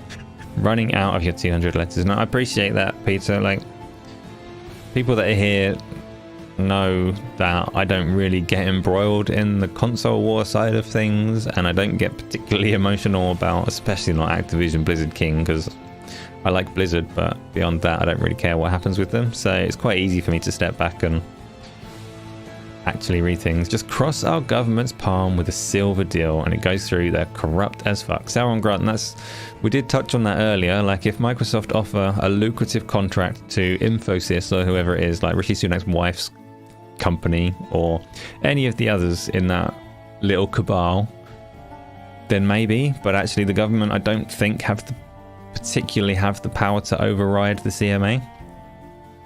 So it might just be wasted money. They might be giving millions and millions and millions to some unhelpful cronies who actually don't have that much power, because for all that the UK does wrong, our legal and democratic systems are actually pretty solid, mostly room for improvement, but they do keep each other in check to some degree. And I don't think, despite what some American analysts are saying, I don't think they can actually just bribe our government and get the deal through. Do I go to the gym? What's my favorite exercise to recommend for lean mass? I am not a gym nut that could give you recommendations on there. I have my hobbies and my sports, so I'm not a chair potato. But as you can tell from my physique, I'm not a gym nut either. Sauron Grant, you got drunk because that is the only way to get through I'm a Celebrity. I totally understand. Tony, Forza Motorsport VR. I'm afraid Forza Motorsport does not run on Unreal Engine, and nobody has done a good job modding previous Forza games into virtual reality, so I have no hopes for Forza Motorsport being virtual reality compatible in any way. Very sad. Isla, can you keep talking while you step away from the questions for 10 minutes? Did I read that 10 minutes ago? Like, did you post that 10 minutes ago? Did I miss it? 10 minutes is long. I was ready for them. But yes, Isla, you go take your time. We'll manage. We'll manage, won't we, everyone? Yes, we will. Every government can be bought. Yes, Tony. Our government can definitely be bought, but their power is limited. And our legal system is less viable. Tony... I will not show you my butt. Stop asking. It is fantastic, though. It's not. The CMA is independent. Yes, Replicant. The CMA is independent. And it would be a long, drawn-out road for the government to change anything that they're doing at the CMA. So, and that's not to say it's completely impossible, but I don't see that being what happens next. Give the MPS a free... I'll give the MPs a free Xbox Series X. I mean, they'll take it. Anything they can get, I'm sure. They'll take 17. Distribute them around their spare homes. Should you buy the Resident Evil Village DLC? It's on sale on the PlayStation Store in the May sale for $20 Canadian. You should buy everything Resident Evil Village in preparation for your PlayStation VR 2. Although $20 seems like a lot for DLC. That doesn't seem like it's on a steep sale. I actually can't remember if I've got the DLC or not. I can't remember what edition of Village that I bought. I bought Village on the PlayStation on sale in December in anticipation of playing it on PlayStation VR 2. But the DLC was third person as well, right? So I'd need to do my research and find out how playable that is and how worthwhile it is. $20 doesn't seem like a good price for DLC though, so... Sauron Grunt, they can, but unfortunately the independent CMA has made such a pig's ear of their argument that you think the deal goes through eventually. I don't think they have. I think their argument's pretty solid. I think there's some very frantic analysts that have been very wrong at every turn throughout the process, trying to find holes that aren't actually particularly holes. That is apparently what the Yanks say about their system. Checks and balances in the Constitution. You believed it until they elected the craziest man in the world. 50% voted for that twat. Well,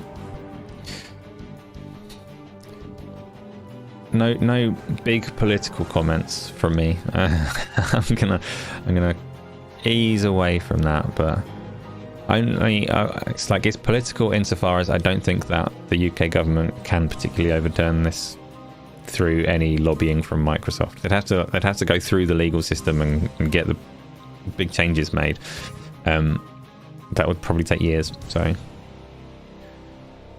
Baz, you think that Xbox will double the price of games in the UK if it doesn't go through? I mean, then they're really screwing themselves over because we're the only ones that like them. Us in America.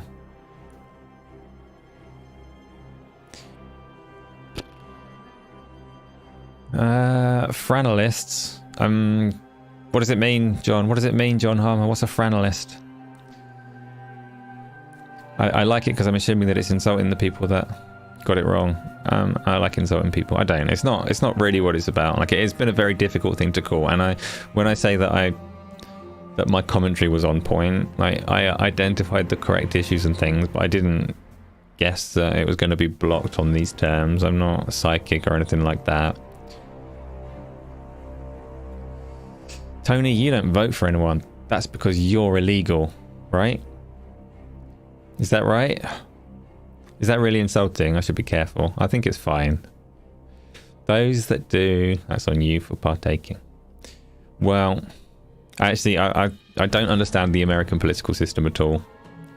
Don't understand, like, how you can be so limited in your choices in the way that you are. Like, we have this problem as well, but it's so extreme there. It's like an evil versus still pretty evil but slightly less evil vote in America. So weird to see. Frantic analysis. Yes. Yeah, there's just been some weird stuff, like really hostile, aggressive stuff from some of them, and guesswork that's got no basis in reality at all. And you read it and go like, "Why? You're paid to be an analyst. Why are you saying these things?"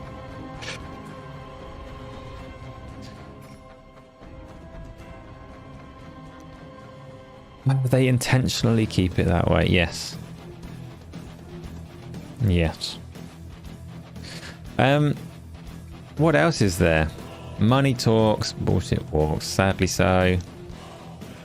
Can you understand our self-destructive government? It's I don't want to get into UK politics. It's too close to home. It's too close to home. And obviously, I have opinions, but they're best not shared. Tom, it's almost like they got paid to analyze, got things wrong, and now won't get as much work. They definitely get as much work. The thing went through and people are like, "Oh, Pactor, we need to interview you." Why? Why? He's proven that he doesn't know what he's talking about. Why do you need to interview him? Why aren't you phoning me? Why don't you go, "Oh, maybe we should talk to the people that like seem to know what they're talking about after all." It's not how the world works. Just go to them again, like, be wrong more for us, please. Glenn, you're not getting my thoughts on Jeremy Corbyn. That's too hot button, gonna upset some people regardless of what my thoughts are.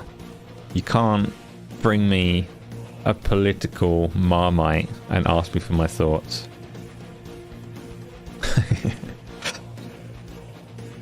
You will put my name on their list of contacts next time. Thank you, Tony. I don't actually... Like, I'm fine. This is good. I want to talk to you that come here and talk to me, and I'm happy with that. Don't want the government to pick me up to have a chat. Ricardo, I just, like... It's just one of them things you stay away from. You're at the petrol station in your pyjamas. That's not 10 minutes. I need you to come back. Pay for your petrol.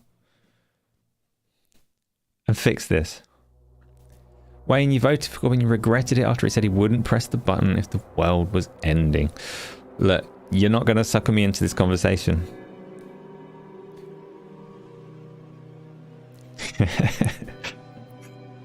Bid tech is bad, but it needs regulating, not...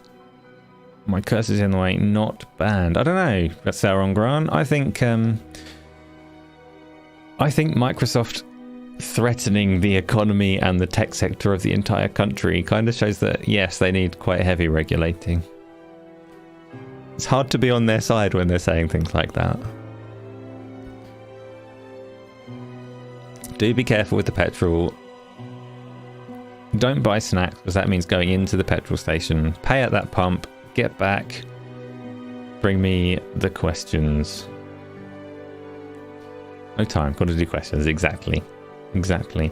Will Destiny 3 come out in 2024? I don't think so. I don't think Nextony is going to be a thing anytime soon. I think they're going to clumsily extend Destiny 2 for as long as they can maintain interest there.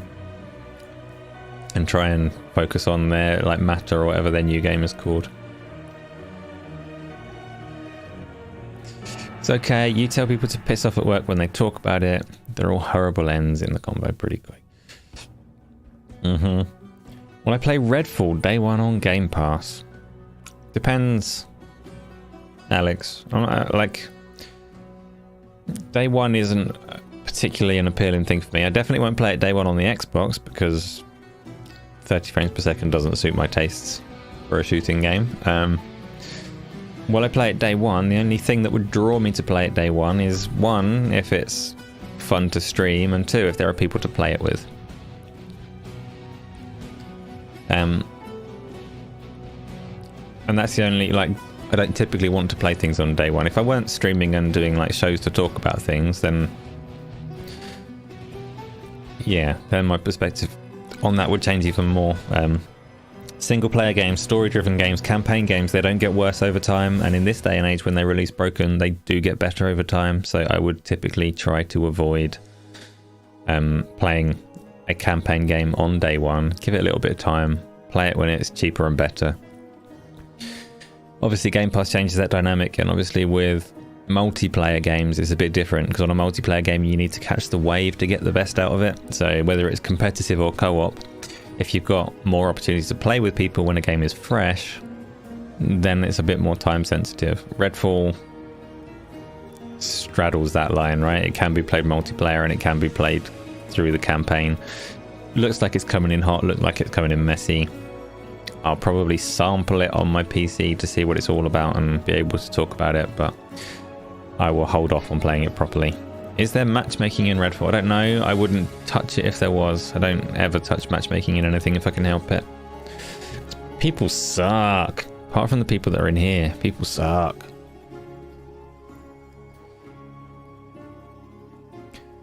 Stop with the politics. We're not doing it. Refuse. Surely this whole debacle will fade into the background now. You'd hope so. Like, we've got... So on the ABK stuff, it will be noted in the press or whatever the European Commission and the FTC say. So the European verdict in a couple of weeks or whatever, and the FTC court date, those things will get some attention and publicity. But besides that, like, the stuff in the UK and the stuff elsewhere, it's going to be so background. I say this, to me, it's going to be so background, quiet, boring nonsense that it shouldn't be spoken about. But I have been saying that for the last 15 months, and it gets spoken about. So,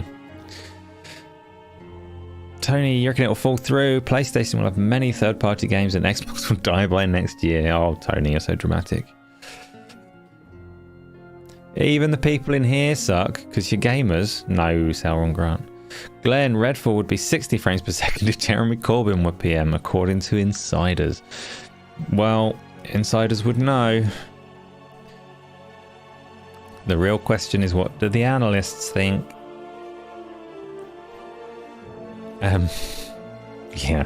So, You know what? I thought, because it was a big topic, I thought I'd be flooded with people like wanting to jump onto Discord and have their say on this topic. But it turns out you're all kind of more like me, and I don't think you actually really feel that strongly about Activision Blizzard King. We all want Warcraft, and that's about the full of it. So that's kind of nice.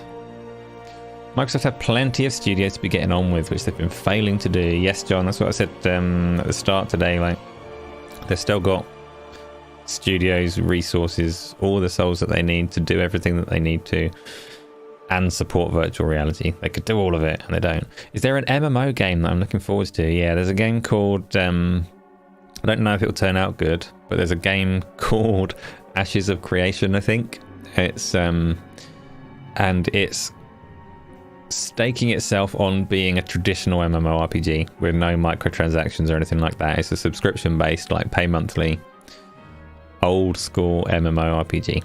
And I liked MMORPGs before World of Warcraft, so when they talk about being more like that era of game, then they have my attention. But it's been in the works for quite a long time. It seems to be. I don't know when it's going to come about. So that's one that I'm looking forward to. I also really suspect that it's one of these things that's going to blow up in a big way when one of them really hits the right notes on console. So Elder Scrolls Online didn't quite do it, but it was close. The Amazon MMO, New World, I didn't like New World very much. New World had some things really nice about it, but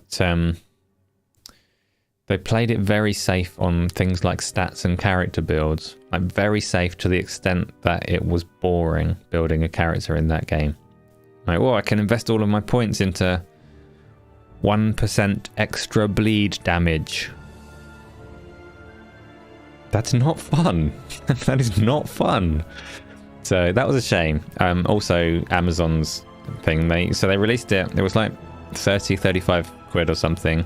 No subscription or anything like that, which is like nice. That's a low barrier for entry, and it's not as bad as a free-to-play game. You are giving money, so you'd expect a good experience, but within the first like 10 minutes, you see people running around with gaudy golden bullshit armor that they got from watching a Twitch stream. And at that point, I'm very sensitive to games maintaining some sense that they care about the world that you're playing in.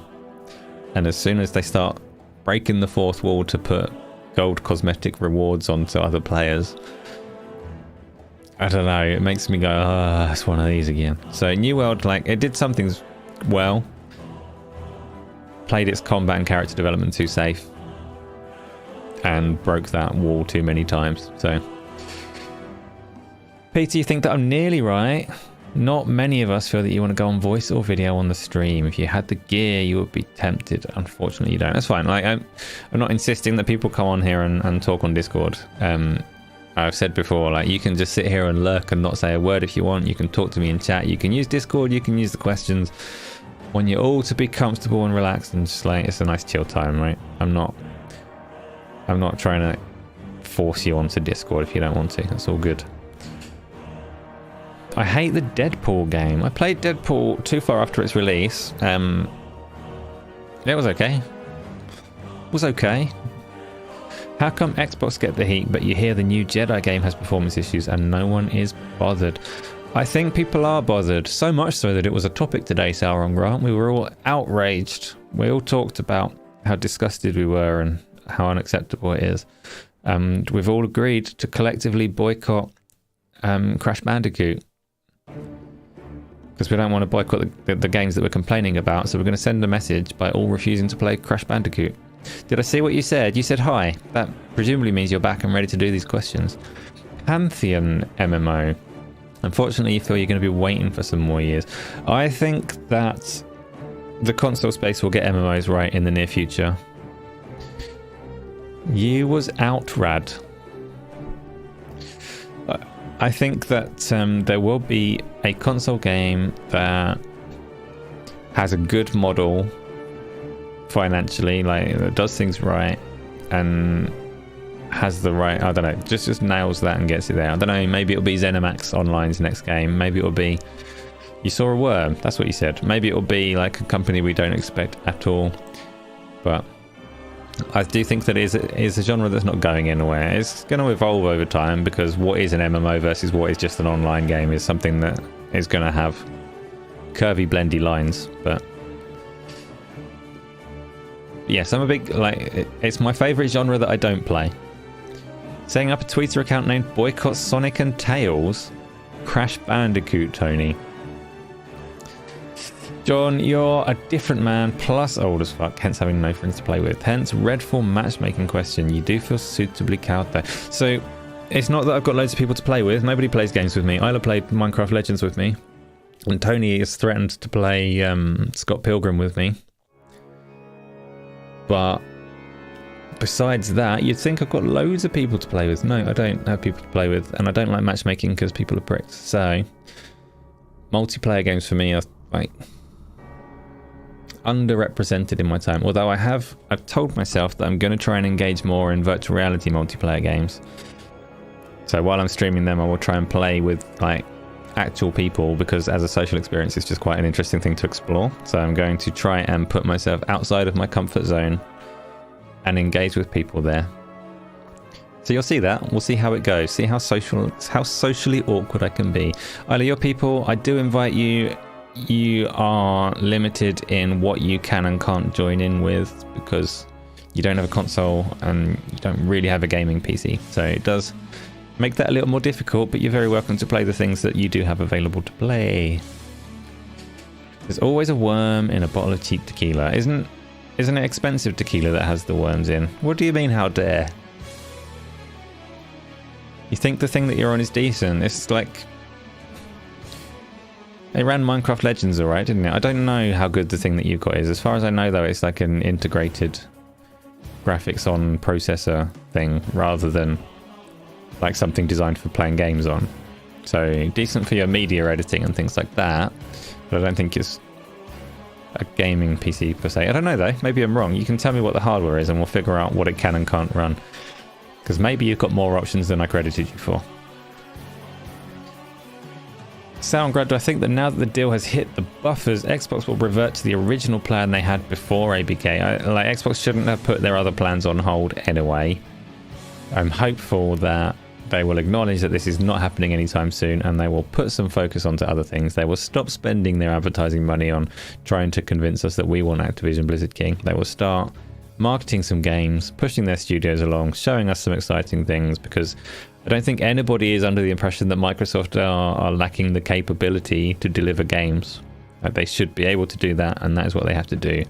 So parking Activision Blizzard King to one side, however it ends up, I hope is an exciting thing that gives us lots to do in the near term. Tom, you like Sonic games. Sonic himself is creepy. You're so backwards. Sonic is a cool character and his games suck is the correct answer. You can't say the other way around, that you like the games but not the character. The games aren't good.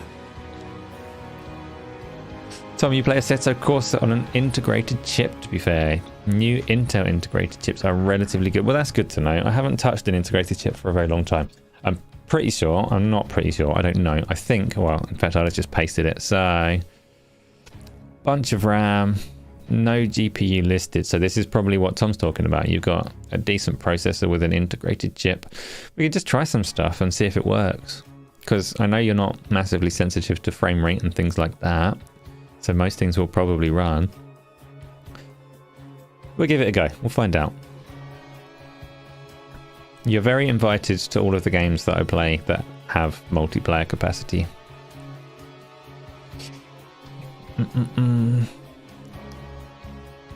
So, should we do these questions? I'm not sure what we talked about on the show. I don't think ABK got any like profound thoughts or progress or anything along those lines. So people tuning in for that, I'm sorry if you wanted something on par with the video that we did, but nobody likes Activision. I really like Blizzard. Everybody likes Warcraft and Diablo, and nobody plays Candy Crush. So that's that topic wrapped up. Make sure you hit the like button and leave any questions that you have on that topic. Let's do the questions.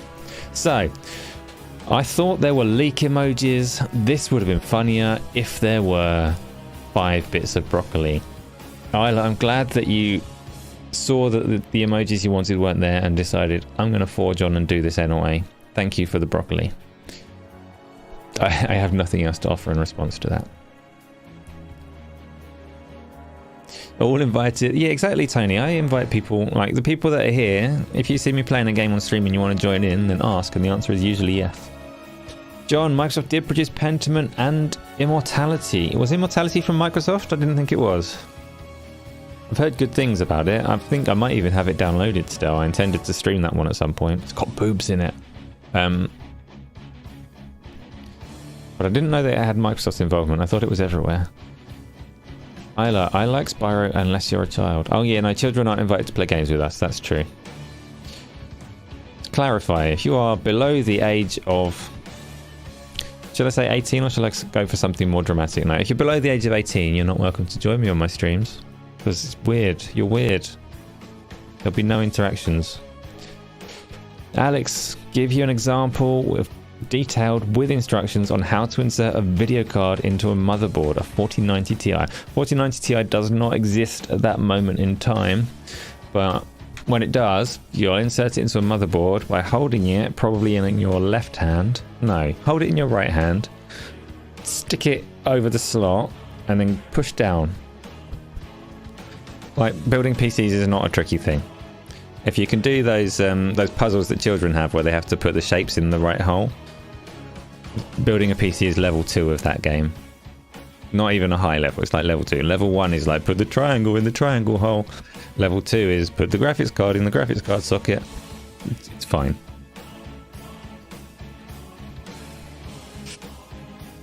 John, they didn't produce Immortality, but it was a Game Pass get for day one. Yes, it was on Game Pass. One of their better efforts, I suppose. Like I say, I haven't played it, but I assume so. Which motherboard supports a 4090? So graphics cards are a bit of a weird one, Alex, in that pretty much any like motherboard from the last 10 years, pretty much, would support that card to a degree. They have different speeds on the PCI interface, and they would have you believe that you need the latest and greatest to get the most out of that card, which is true, but actually it would still run very well on older motherboards as well.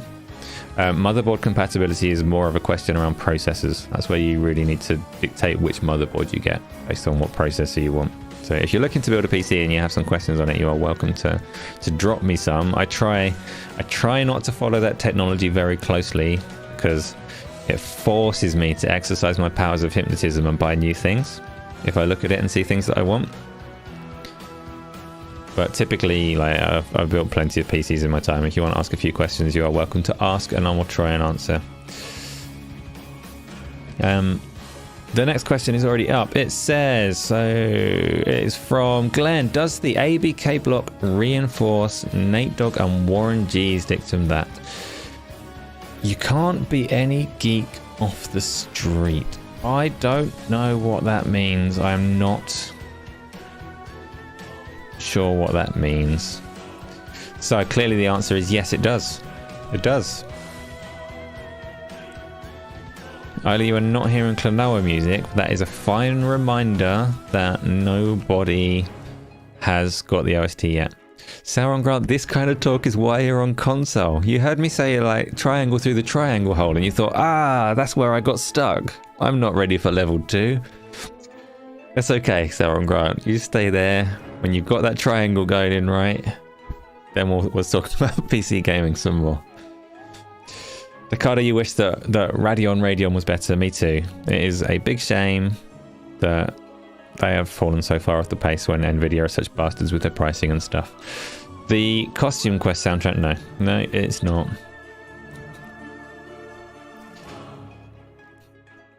Okay, next question, please. Sounds so much like the haunted house bit in Joliant. You know this OST fucking memory. Like I say, it's a slight curveball on the OST.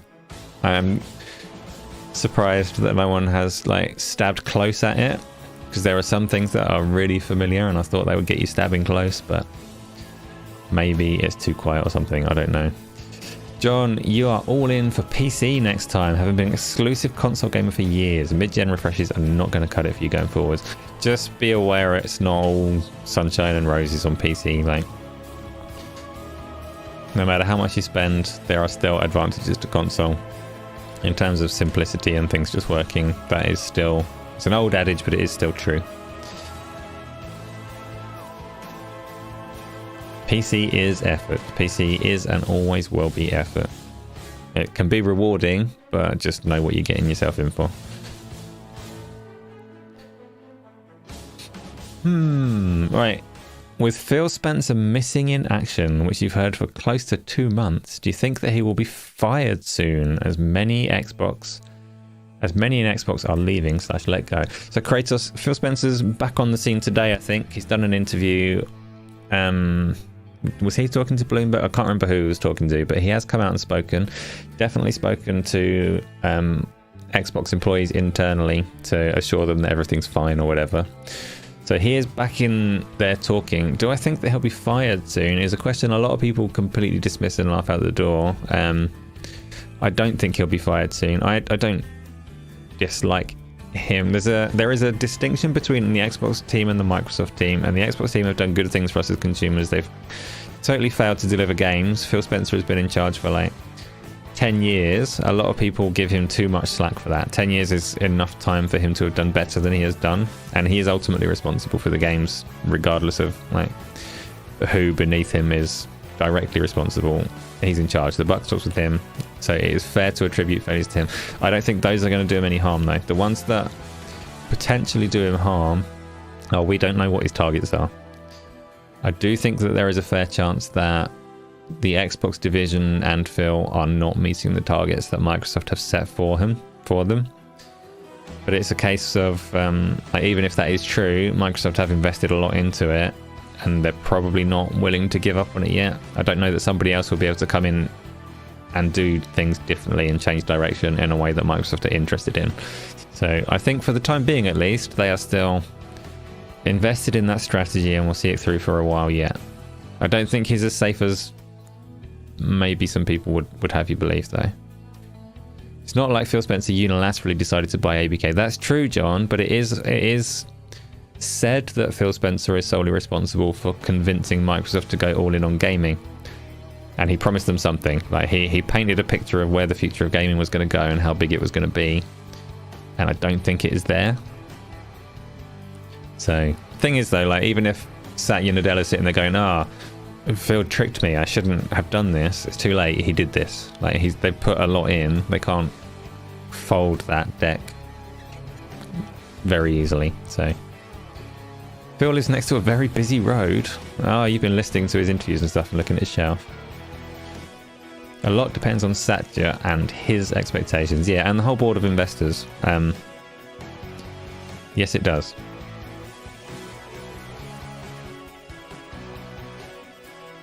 Only because the Microsoft acquisition has held him back. Nah. You mean the Activision Blizzard King thing holding him back? No, not for me. He's had long enough. He's done some things very well. Like Game Pass is like credit. He gets credit for Game Pass. The Series S and Series X consoles, he gets credit for those. Or the general strategy of like the two-pronged approach. The direction they've taken with cloud gaming, the stuff they've done with back compatibility, the stuff that they've done with forward compatibility, the stuff that they've done in those spaces with DirectX 12 and the PC platform and crossplay anywhere and all this kind of thing. He gets credit for all of those. But they're not necessarily making Microsoft the money that Microsoft were expecting to be making at this point in time. So, and I don't let him off the hook for the games because he took charge of Xbox in like 2013. You can run a country on a term of 4 or 5 years and you'll be judged on how well that country is performing. You can run the Xbox division for 10 years and it is fair to judge to like where you're failing. That's enough time to steer a ship. So who would replace him? I mean, definitely not like someone like Phil Harrison. It's whether they would go like someone in Microsoft who has been a shining light. So like Sarah Bond is the obvious candidate that people throw up, but Sarah Bond is like of the Phil school of thought in terms of what they want to deliver. So who would replace him would depend on whether they still believe in his strategy or not. I think if they do, then it's Sarah, and if they don't, it was something radically different. Gonna bow out of chat. No worries, John. Thank you for coming in and joining in as well. So I will catch you on another one. Replicant question is if Phil was sacked. I've just done that question. That's cool. Do you know the game this OST is from? Ever since you thought it sounded like Klonoa, your brain has been saying, we know this song. Either I don't think you do. Don't think that you do. I'm not, like, don't come back at me and be like, how dare you doubt my knowledge? I know lots of things about lots of things. I know you know lots of things about lots of things, but this is not a game that has come up in conversation at any point. Soundgrunt, ABK was something that came up after Phil started building Xbox. You think he's been held back because of the deal, but we will see. If you went back to the point in time before the ABK acquisition, which was like start of 2022, Phil still had like long enough to deliver games. 2014 he took over and they didn't have any studios to produce games. Who do you think decided that they didn't want money? That they didn't want to money at AAA exclusives anymore? So Pixelbit, that's another thing that I credit Phil Spencer for. Like it might not be the smart or the right move, to be fair, but not having the Call of Duty contract and things of that ilk, not money hatting games. They did Tomb Raider obviously, but by and large they didn't do timed exclusivity and shady bullshit. And personally I appreciate that. I credit them for doing that and taking the high road in that stance, but it may have been a mistake in terms of like hard, cold business decisions. So, like, that's fine. I appreciate that they don't do money hatting in that regard. So, Tony, you've been part of centralization. You've been part of centralization, been done in companies, and you can tell me that it takes a long time to change things, a very long time. Phil's been given a burning, sinking ship. It isn't fair. 10 years is a very long time though, Tony, or 9 years, whatever it's been. Like, it's an extremely long time. It's a long time. That credit reduces the number of games for their platform, so it has to be noted when you're trying to rebuild. Yeah, like I say, I don't dislike Xbox as they've been run under Phil Spencer.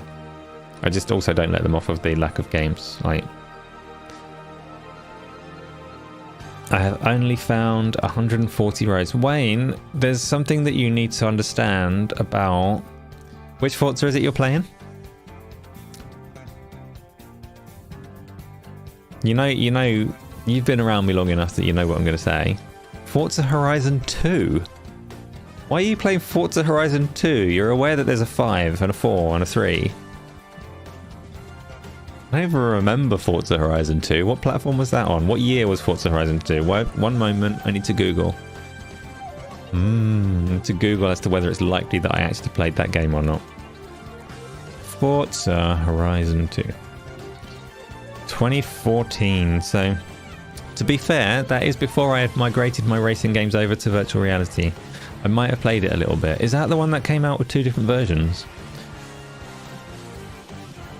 Yeah, the Xbox 360 version and the Xbox One version back in the days before back compatibility and all of that stuff.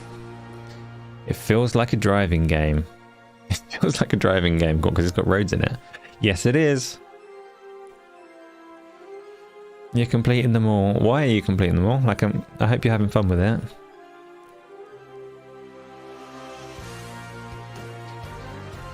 Oh, not Forza Horizon. Oh, the music sounds like that. You're trying to detective the OST. At the end of the show, I don't normally do this because I leave it open for people to comment and tell me what the OST was. At the end of the show, I will tell you what the OST is. Nobody's ever gone into the comments and identified it anyway, so it'll be fine. Is it a Sonic game? It is not a Sonic game. And some of you will kick yourself when you get the answer. You'll be like, how did I not recognize that? And some of you will be like, how did I not recognize the near miss games? You'll see. 98% of Forza Horizon 5 completed. I'm on about 1% of Forza Horizon 5 because that launched after I discovered virtual reality racing games. So, bleh. Do you know what we haven't had for a while? we haven't had any meception. It's all blurry, but it'll do. Why is it all blurry? I should have fixed that first. Never mind. Am I playing the entire OST? This is the entire OST. It's an hour and 25-ish minutes of an OST. So I can't remember. Normally, if I have time, I kind of skim the OST and take out things that have voices and stuff like that annoy me. This one, like I said before, this one I have played before on the show, and nobody got it right the first time, and I decided to revisit it today and see if anyone could get there. I've played it before, and I can't remember if I skimmed any out of the OST or not. What's my thoughts on Dead Island 2 when I play it? Why is stuff happening that I didn't expect? It's fine. I don't know. So my thoughts on Dead Island 2 are that yes, I'll play it at some point. For some handy discounted price. Like, it looks fun, but it looks like temporary fun. It's not Psychonauts 2. Peter, you know that someone like this, but you've been an Xbox user since the 360 and you really can't see a reason to change. Sad or bright, we will see. Depends, like, again, I don't want to open up the topic of exclusives and what I think of them, but a world where you have to buy essentially redundant hardware for the sake of a library of games that your hardware would run.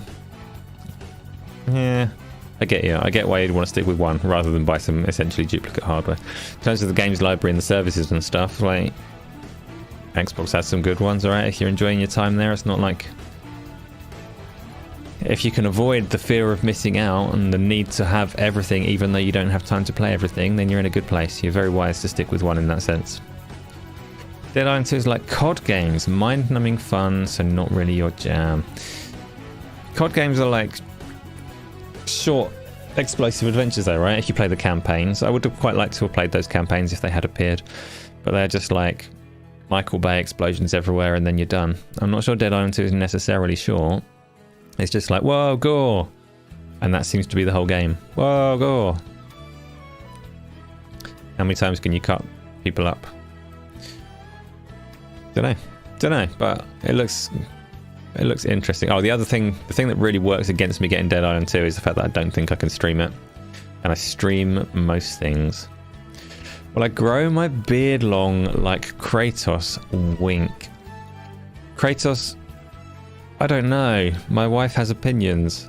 She said she needed to trim my moustache, and I told her I'm going to grow it long and I'm going to braid it and wear it down there, and then I'm going to do big dwarf plaits. I told her that I'm going to style myself. I'm going to download World of Warcraft and look at the dwarf character creation menu and pick a style from there. And then she said I can't buy all the things that I want if I do that, so she has some control. But we'll see. We'll see. Once I've already bought them, there's no taking stuff back, and then I can do what I want.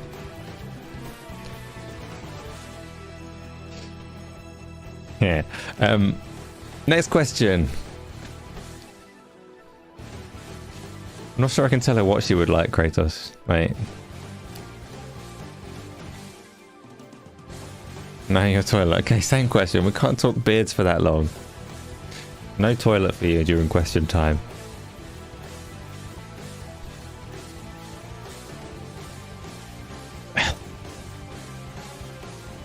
Tell her to know her place like you. Sauron Grant, so you probably weren't here for the conversation that we had earlier on, so you don't know. But no, her place is fine. I will be nice.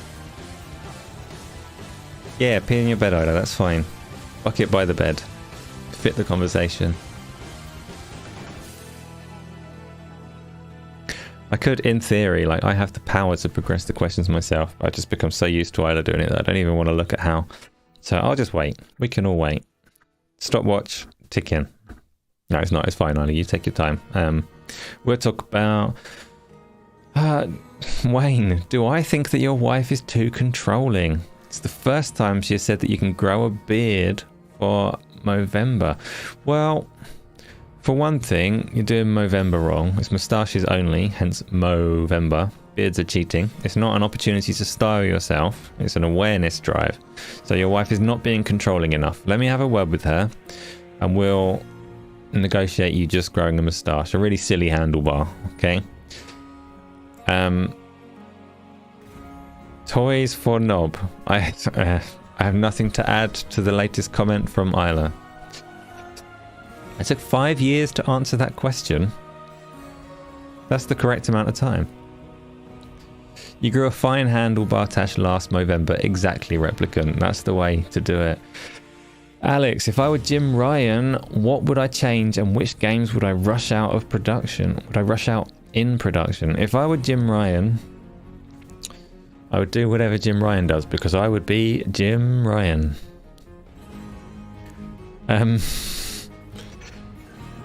Strategically, I think he's correct to try and land a service game, but I would be a very selfish Jim Ryan, and I would say let's really nail this virtual reality hybrid development pipeline and let's let people know our commitment to it, how it's going to work going forwards. That's the thing that I want Jim Ryan to do. I'm a nice person, so I would stop doing all the the snidey Sony stuff where you money out exclusives and things. I wouldn't do all of that. But yes, I would like, and this is obviously not what I would do if I was Jim Ryan. This is what I want Sony to do as me sitting here with a PlayStation. I want them to be open about what their plans are for that VR headset.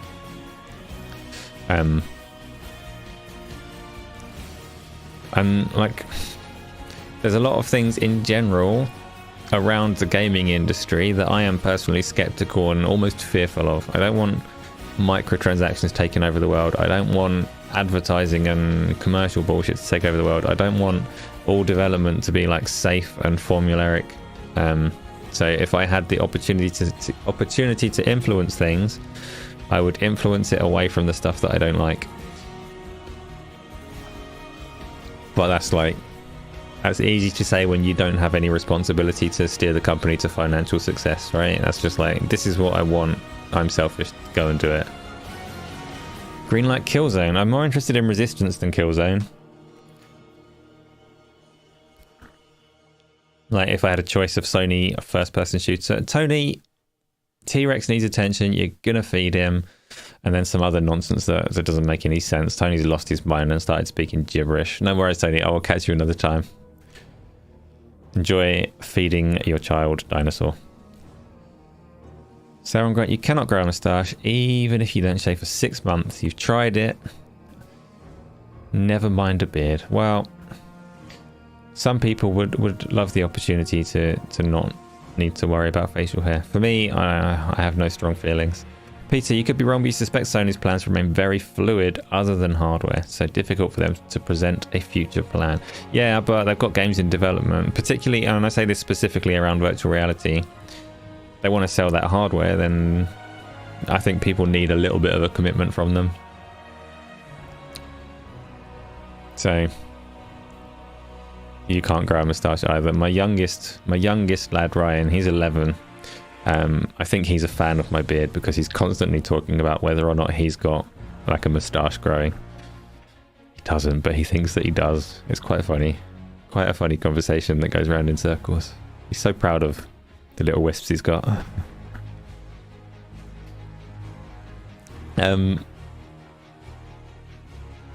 Get it? They made Spyro. Toys for Knob made Spyro. Did Toys for Bob make the original Spyro? Surely not. I know they did the remaster, right? Toys for Bob were a kid game remaster studio, weren't they? That then got pulled apart and made to work on Call of Duty instead. You'll tell him the cat will lick it off. We don't have a cat, so I do not tell him that. I tell him how cool he looks. It's an opportunity to help build his confidence. He's not the most confident lad, so.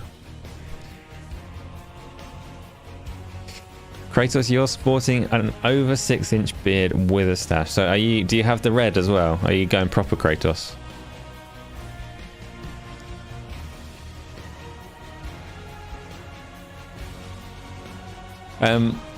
Next question, please.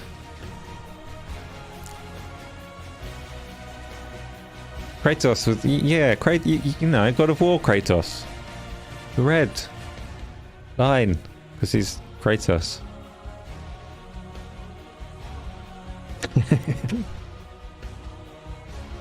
Ah, you've gone for the blue of the Diablo Kratos. I understand. Insomniac were the creators of Spyro. I didn't know that, Spriggan. Welcome, by the way. I did not know that. They reignited it, yes. At 40, you've given up on facial hair. It all went to your bum. What was your face doing down there? I admire your flexibility. Tony was in a bus. There's a 26-year-old pregnant lady, a 30-year-old policeman, a 52-year-old random woman, and the driver who is 65 years old, who is the youngest. I mean, I'm assuming you're trying to include it's you, Tony. You're 24. Boom. How old's Tony? Does anyone know? Oh no, he's not in the bus. I read it wrong.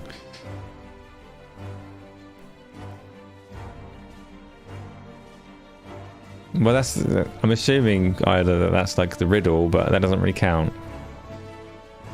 Because he's like 35 or something. I know that the baby is like the obvious, like, there's the thing that you're supposed to see, but that's not a way that people think.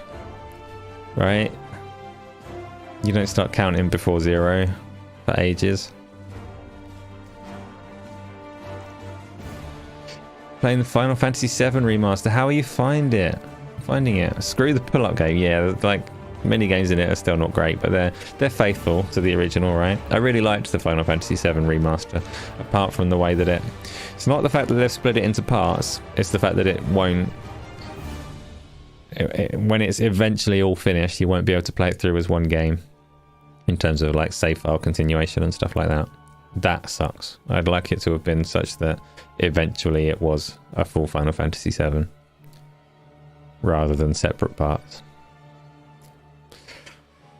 So Tony wasn't the youngest on the bus. Tony wasn't even on the bus. I misread. New Isla edited video when? This is a good question. That I don't have an answer for. I will try, Isla. We'll discuss topics again in the very near future. I wanted to do the one that we spoke about, but it's like I couldn't find words for it. I was just staring blankly for too long. So maybe that one will come back when I'm in a more video-y mood, or maybe it'll be something else, but we'll figure it out. It'll be soon. It will be soon. Next question.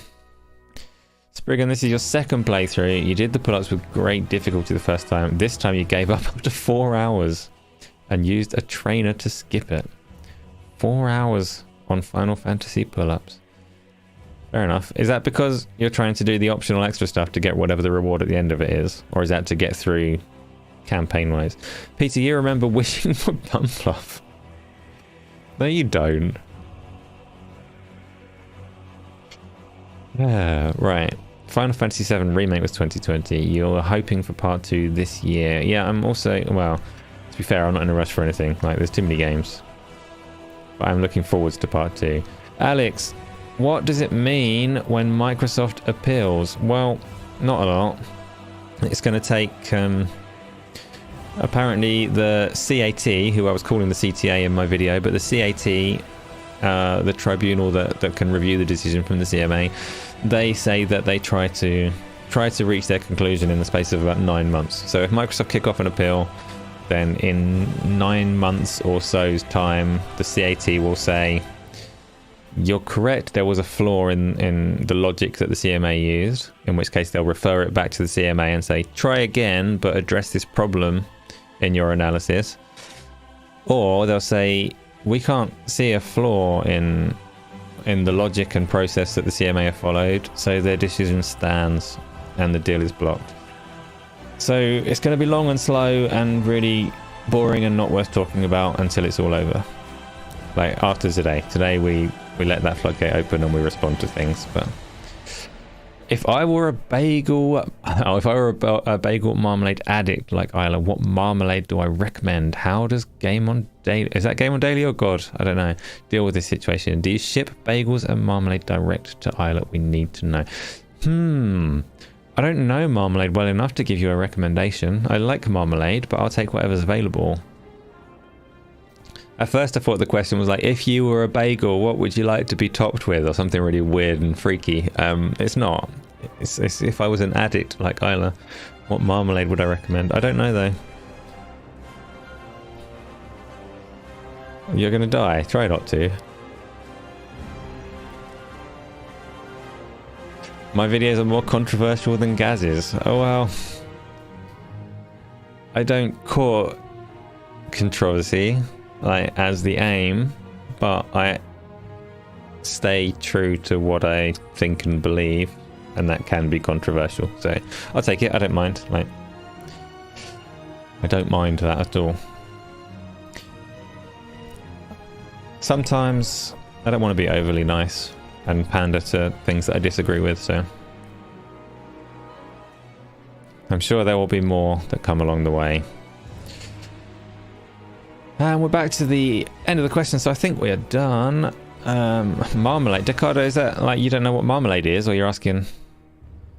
Marmalade's like it's just jam but in citrusy flavors, right? I don't know what the technical definition of marmalade is. It's jam but in like lime or orange or lemon, and it's not lemon curd or lemon cheese. I don't know. What's marmalade? Someone give a proper explanation. I'm not a connoisseur of the foods. Kratos, it's been a very long time since you had a bagel. Your favorite at the time was a toasted cinnamon raisin bagel with peanut butter and raspberry jam. I was with you on the cinnamon and the raisin. I've never had peanut butter in that combination. And I get why you'd then put jam on with the peanut butter. I think just a toasted cinnamon raisin bagel with like some butter is fine. Not just jam. Peter's getting angry. Shit. Sorry, Peter. Marmite is better than marmalade. Different moods for Marmite. It's a conserve. Jelly, Tocado, yeah, kind of. Like, it gets a little bit complicated when you go into jellies and conserves and jams over in America. You're like, jelly doesn't have fruit in it at all, does it? Marmalade can. Kratos, what am I giving a try? Oh, the peanut butter, yeah. Maybe. I have a new jar of peanut butter just arrived today. It's supposedly very nice. I might go and just eat it off a spoon. But I'll sprinkle some cinnamon on and see if it's nice. I won't really. It's jelly jam. So Isla, it's slightly complicated. Jelly is like the American equivalent of jam, but it's like a really cheap jam. Like, it doesn't have any fruit in it. It's just like if you were to go to Tesco and get a value jam, no bits and pieces, that would be like jelly. As far as I know, from what I've seen of American jelly. You get citrus jams, so marmalade is different. Yeah, I don't know the technical definition of a marmalade relative to a jam, relative to a conserve, relative to anything else. Alex, am I a good cook? Well, I give you a cooking stream. So I'm not a great cook. I can make things. I'm not like incapable. Give me like a recipe and I'll make things. I cannot give you a cooking stream. My streaming setup is quite complicated and difficult to move. I can't bring a cooking implements into this room. Otherwise, for sure, I'd do that.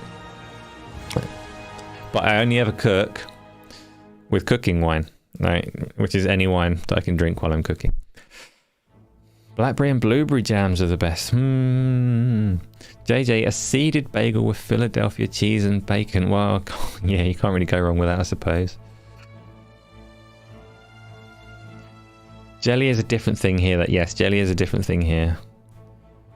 And I don't know, Americans might have an equivalent of our like jams and marmalades that they don't call jelly as well. I don't know. Marmalade is another level to jam. More like preserves. Yeah, maybe Tocado. That could be where we're going. Replicant British jam is better than American jelly. I would expect so. No, like... yeah. I don't think everything British is better than everything American. Like, we have some shit candies and things, but I think our jam is probably better, yes. Tom, you think you may correct it. Marmalade includes the pill, whereas jam doesn't. Yeah. Like, that probably is a good technical definition, actually. But the thing is it strictly true? Like, do you ever get jams in the flavors of, like, citrus fruits with pills? Somebody said you do get orange jam. I've not seen that. Those usually come as a marmalade. But including the peel is a good definition. We'll keep that line. I like it. That's good. Spriggan, American jelly is probably filled with ingredients illegal due to health concerns across the rest of the world as well. That is true. If you're in America and you're not aware of this, lots of your food is considered poisonous in the rest of the world. I think, yeah, gelatin is what we call jelly, yes. And also, I'm not even going to go into the whole chocolate thing. We'll leave that. Did you know, American people, your chocolate can't legally be called chocolate in this country because that's how shite it is. Spriggan, yes, British chocolate is better. Hershey's is vile. In the UK, Hershey's is not chocolate. Hershey's is chocolate flavoured candy as a result of them making it with lard instead of nice stuff. Oh well. Oh well. I don't want to come across as like arrogant food snob. Strawberry jalapeno preserves. What? That sounds good. I want that. Jalapenos are my favourite vegetable. Isla has died. Sorry, Isla. We're done. We're going. And then, oh, it ran long. I said it'll be short. It ran long. Peel and piss buckets. You feel you've contributed. You have, Tom. Well, this is like good conversation, I think. If you're watching after the fact and you are angry that this is not related to video games, hit, I don't know, yourself a couple of times, then go on to Twitter and retweet the stream so other people can see if they like it. And we'll get a consensus on whether this is good or bad conversation. American chocolate is rank. American chocolate flavoured candy is rank, yes. Peter, here's a great recipe. The Hairy Biker's macaroni and cheese. But you can't post a link. I'm not going to go and cook right now. I gassed you. Oh, no, I did. This is the worst. Sorry, I feel like terrible. We're going to end. British beer is better than American beer. Like, we're going to have a long conversation if we keep talking about what's better where, aren't we? So, let's call that the end. That is the recipe. I will click on it in a bit. I'm not going to click it now. I'll probably break the stream. And that already happened once today, which was terrible. Do we have a PO box? You made homemade hot sauce and you'd love to send some. Tom, I'm pretty sure we'll find a way. Yes. But I don't think we have a PO box. The address that we've got for the business we'll never be able to get a hold of it if you send it there. So we will figure that out. Is it deadly hot? Do you want to send it as like a lethal dose? Peter, thank you. Kratos, yes, everybody enjoy your afternoons, enjoy your foods and your recipes and your games and all the things you're doing, your sleep if that is what is next for you. If you're watching after the fact, please make sure you hit the like and leave me a comment with a question. I always say that if you leave a comment with a question, I'll address it in next week's show. Never get any questions. So leave a question, put me to the test. And Painful Discourse, give it a wee. He's not here, so. Yeah, that's it. Let's go. Let's leave it at that. So, thank you again, everybody. And I will catch you in the near future on this or something else. Bah. No, wait. The OST. The OST, I thought you would recognize it because there should be hints of Overwatch, there should be hints of Diablo, there should be hints of Warcraft, there should be hints of many Blizzard games. The OST is from... Tom's got it, I think. I'm going to give it that moment. And this is why I say it's a curveball, because it brings these properties together and takes music or spins on the music from all of these popular games. It is Heroes of the Storm.